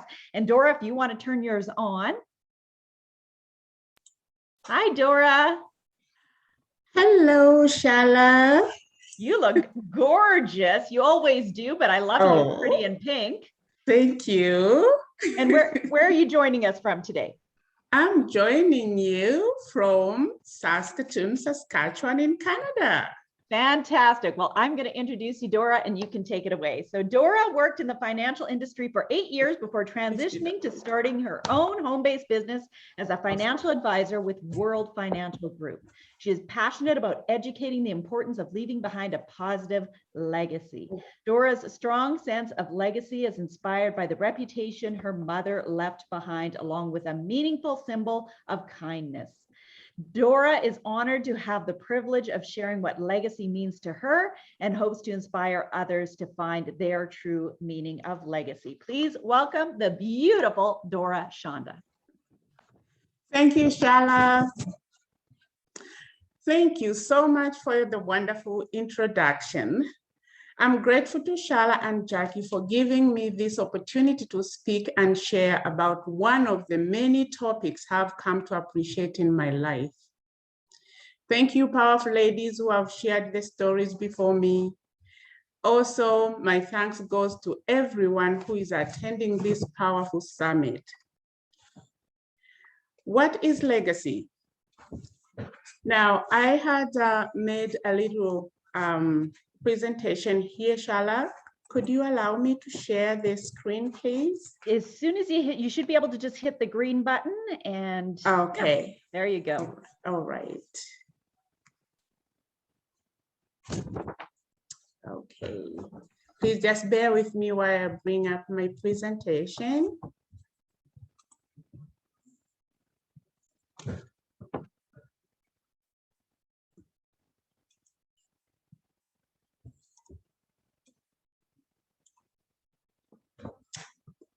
All right. So what is legacy? So I just got something here from what the definition is, and Webster Dictionary. I just picked up a few points, and it's right there on. But in my personal life, I have seen and heard of many different types of legacies.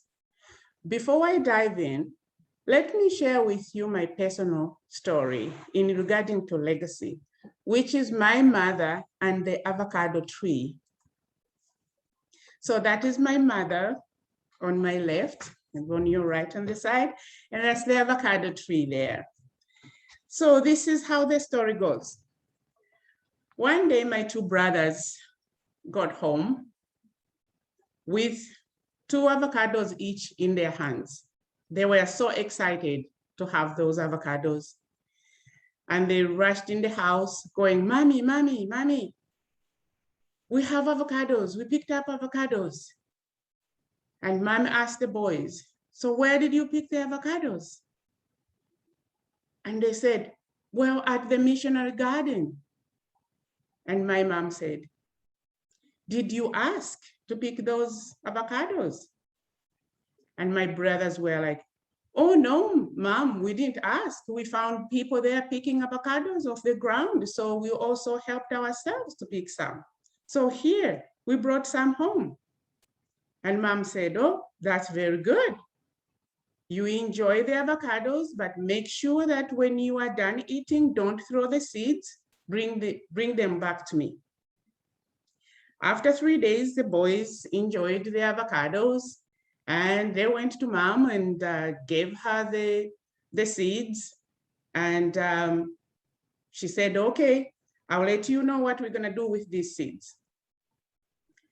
After she realized that the seeds could be planted, she called the boys, took one of them and said, you take this shovel and let's go. I'll show you what I would like you to do with this. So she invited them closer to the garden, closer to the house, and showed them at the empty space there and said, okay, you start digging, and instructed the other boy to go and get the water.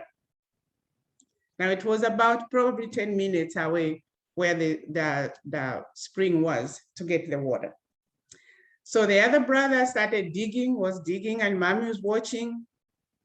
And when the hole was deep enough, she said, she asked him he can stop, waited for the other brother to come, and they planted that seed, and she instructed them to cover that hole. And she said, from today, every day, I want you two boys to take turns. In the morning before you go to school, you have to go and fetch that water, 1 bucket each. You come and water this hole here until the seed germinates, and I'll let you know when you can stop. It was probably about 2 months. Now that's a long time to have a schedule like that for the young boys. But every morning they went and got the water and watered it. And in the evening before bedtime, they went to the spring water to come and water the avocado. The avocado germinated to the point where it was strong enough, and mom saw that it won't die because it had roots now, it can support the tree, and their job was done. Now it was waiting for that tree to grow and started bearing the fruits. It took about 3 years. That avocado tree started bearing fruits. The first year, I remember when the avocados started coming up, it was so heavy that mom was feared that the branches would break off. She asked the people in the village to actually start helping themselves to pick the avocados and enjoy them. Now, for me, that is a very good legacy that my mom left. 50 years later, that tree is actually still standing and feeding people in the village. Now, the most important of all, the most important legacies are all around us in one way or another. I will now touch on some legacies that people who have known worldwide have left behind, and those legacies that are unfolding in our lifetime. In Canada, and I think around the world, I think most of the people can relate to the name Terry Fox. Terry Fox had cancer, and one of his legs was amputated. But he took that unpleasant situation into something helpful to humanity. Up to now, people still do the Terry Fox Run to raise money for cancer research. When we think about Mother Teresa, we always think about her kindness. She was an ordinary young lady who left an extraordinary gift to the world, caring for vulnerable people. One of her quotes says, "Yesterday is gone, tomorrow has not yet come. We have only today, so let's start." That is a very big lesson for us. We can't wait for any more. We have to start now to start making our legacies that we will leave behind. Another name that comes to my mind is Rosa Parks. She stood up for equality, standing up for the right thing. That is another legacy that each one of us can leave behind by standing up for the right thing when you see that something is not right. We have to be brave, fearless, and stand up for the right. On this platform, some of us are very familiar with Charla and Jackie's work and what they do for women and girls around the world. Their legacies have touched and continue to touch us in a very unique way. You can agree with me on this one. Their vibrant way of living their lives on a daily basis is something that we can all aspire for from where we are. Even just a little dash of sparkling air, we may just leave this world with a whole lot of favorite F words and creators of female united, regardless of distance and space. Now let's talk about the different types of legacies. We can think about traditions. Traditions, it could be just maybe a good recipe that has been handed over down the generation. Skills that we have learned in our lives, we can pass those good skills to people around us, our families and our communities. Reputation, the things that we do in life, how we speak, how we treat our other people. We can choose to leave good reputation behind as our legacy. Stories. We have so many stories, just like the story that I talked about my mom. Every one of us have some stories, one way or another, that we have heard from our grandparents or from our aunties, from our uncles, or from our friends. Then the values and the beliefs that we have, we can pass those on to the world, to our families, to our grandparents, to our grandchildren. Or it could be just a relative leaving a legacy of $1 million. That would be very nice. It could be a charity left in a person's name or action done in their name, just like we talked about Terry Fox. There is also a legacy of pain and suffering left by war or coronavirus, what is happening right now. Love and respect, gift, something that holds sentimental value for somebody. All these can be legacies that can be left behind. In those legacies too, we have positive and negative legacies. Some of the positive legacies could just be the caring about the earth, being kind to one another, volunteering in your community, building schools for children in poor countries, being a caring mom, a friend, a sister, or standing up for the right thing, standing up for quality. And then I'm sure we all know that there are also negative legacies that have been left in this world, and some are still going on. The list goes on and on.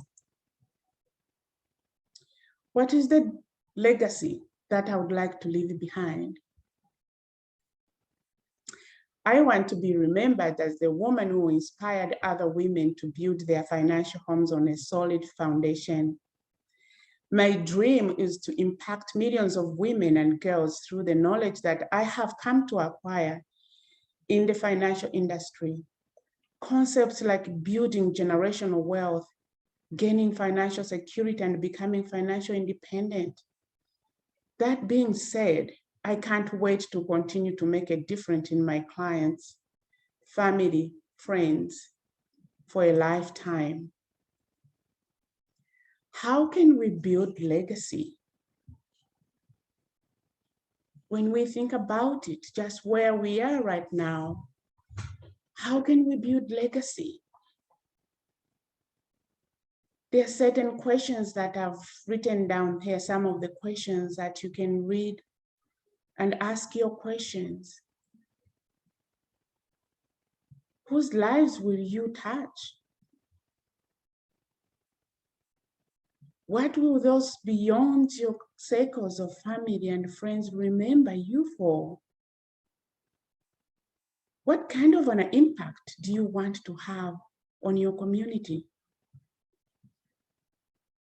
What lessons would you like to pass on to the future generation?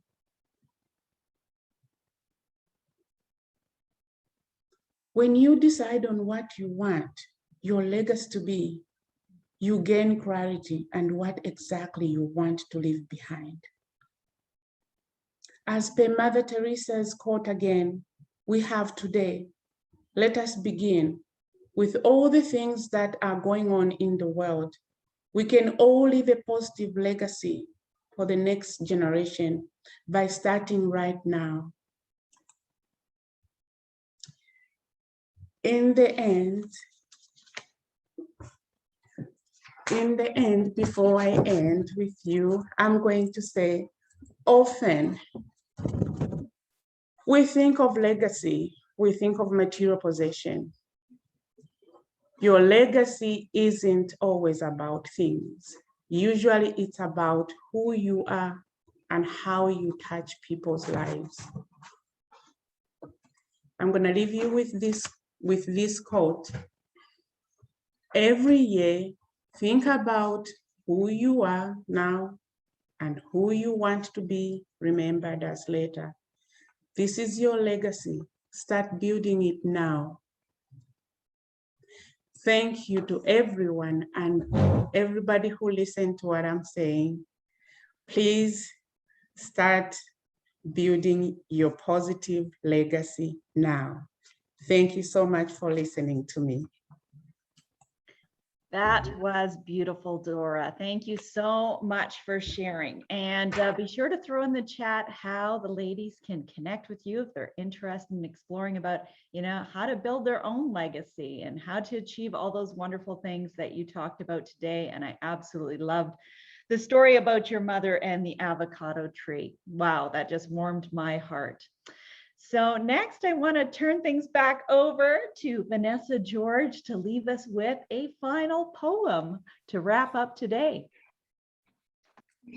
Thank you, Charlotte. Wow, what an absolutely amazing day. All the powerful stories shared here today on this virtual stage. I hope that all the viewers and listeners today were able to find inspiration and that you connect with the amazing speakers. Kathleen, what a wonderful reminder to remind us of the importance of a healthy sex life. And on that topic, I would like to mention that every other Friday, I am in fact actually posting a little sexy Friday poem on my social media. It's about fantasy, lust, and passion under the hashtag Sexy Friday Poetry. You might want to like to check it out. I have one last short piece I would like to share. It's just a couple lines long. And with that, I would like to remind all of you just how outstanding you are. So here it goes. Beauty can be found in the ordinary. Be inspired by each and every day. Create the life you've been dreaming of. Follow your heart and shine bright. You are extraordinary. Let the whole world see what a strong and exceptional woman you are. And with that, I'm going to say my heart is filled with gratitude and I feel blessed to have been part of this amazing day. Thank you, everyone. Thank you, Vanessa, for sharing such beautiful words to wrap up today. I'm going to ask Jackie to jump on and to join me in, wrapping up today. Jackie, wasn't this an amazing day? My heart is so full right now, it could explode. Yeah, Charlotte, God, you guys did well. Your speeches were brilliant today. Like each and every one of you completely blew my mind. Even more than I was even beginning to expect. It was brilliant. Well done to each and every one of you. So great. Really good. Yes, so good. Like, yeah, I was, like I said, I was just mesmerized, just listening to everyone's powerful words, your powerful story, and just how you delivered everything. And delivering online is no easy feat. So I hope you're all giving yourselves a big hug and a big pat on your back for the amazing job that you did. And on behalf of everyone watching today, thank you for inspiring us, for sharing your powerful stories, and to empower each of us to step into our power. Because you are a living testimony of that when you do that, that anything is possible, that you can create the life of your dreams. And what an amazing, amazing day. So as we mentioned earlier, if you're interested in being a part of 100 Most Powerful Women, in joining these amazing women, being able to network and collaborate with these incredible women from right around the world, to step into your own power, to start discovering what that looks like for you. That's what Jackie and I do, is to work with our women to look like a million, feel like a million, impact millions, and of course, make millions doing what you love. Because as I said, be at the start, when what we know for sure is when women make really great money, that they do really great things in the world. And we know that that's how this world will change, when women truly do step into their power. Any final words, Jackie, that you'd like to leave everyone with? Gosh, I just think everybody's story reminds us there's a few important things, right? It's the power to dream. Very clearly came out today is the audacity to ask. Everybody talked about that. Finally realizing that we have the power to co-create our lives. We don't have to go from circumstance to circumstance. And that came out really strongly. So it's the power to ask for what you want, the audacity to ask for it, to write it down, be super clear on what you desire, and no longer feel like you have to make apologies for it. And then, of course, faith was another huge piece that I think everybody covered today in one way or the other. Play, remembering to have fun. This was all part of a very powerful message delivered by all the speakers today. And so go off and remember those things. Get in touch with your desires. Know that they can be yours. Have fun along the way. Surround yourself by people who believe in you and who support you. I often hear, especially men, saying to me, oh, women don't seem to support one another that much. I'm like, that's not my experience. Like, that seems to be a narrative. That is not my experience. We surround ourselves with incredible women who support one another, who really cheer one another on. And so seek out that. And perhaps it is 100 Most Powerful Women for you. Maybe it's something else. Have a mentor, have a coach, and really have the audacity to ask for what you want and co-create this life with the divine universe that is on your side every moment of every day. And you will find that you can live the life of your dreams, and that the journey to it can be enjoyable, beautiful, and easy.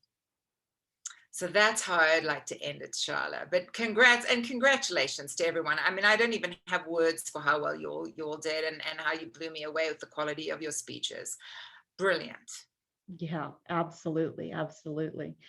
So yeah, as Jackie said, if you're wanting to join us, if you want to be part of 100 Most Powerful Women, like I said, I put the application link in the chat. Make sure you click on that before we disconnect from today, or you can always reach out to us by email and we can send that to you. But over the next couple of weeks, we'll be looking over those applications, we'll be scheduling interviews, and we'd love to have you join us for our following year ahead, and working with Jackie and I over the course of the year to, of course, look like a million, feel like a million, impact millions, and of course, make millions of dollars by doing what you love.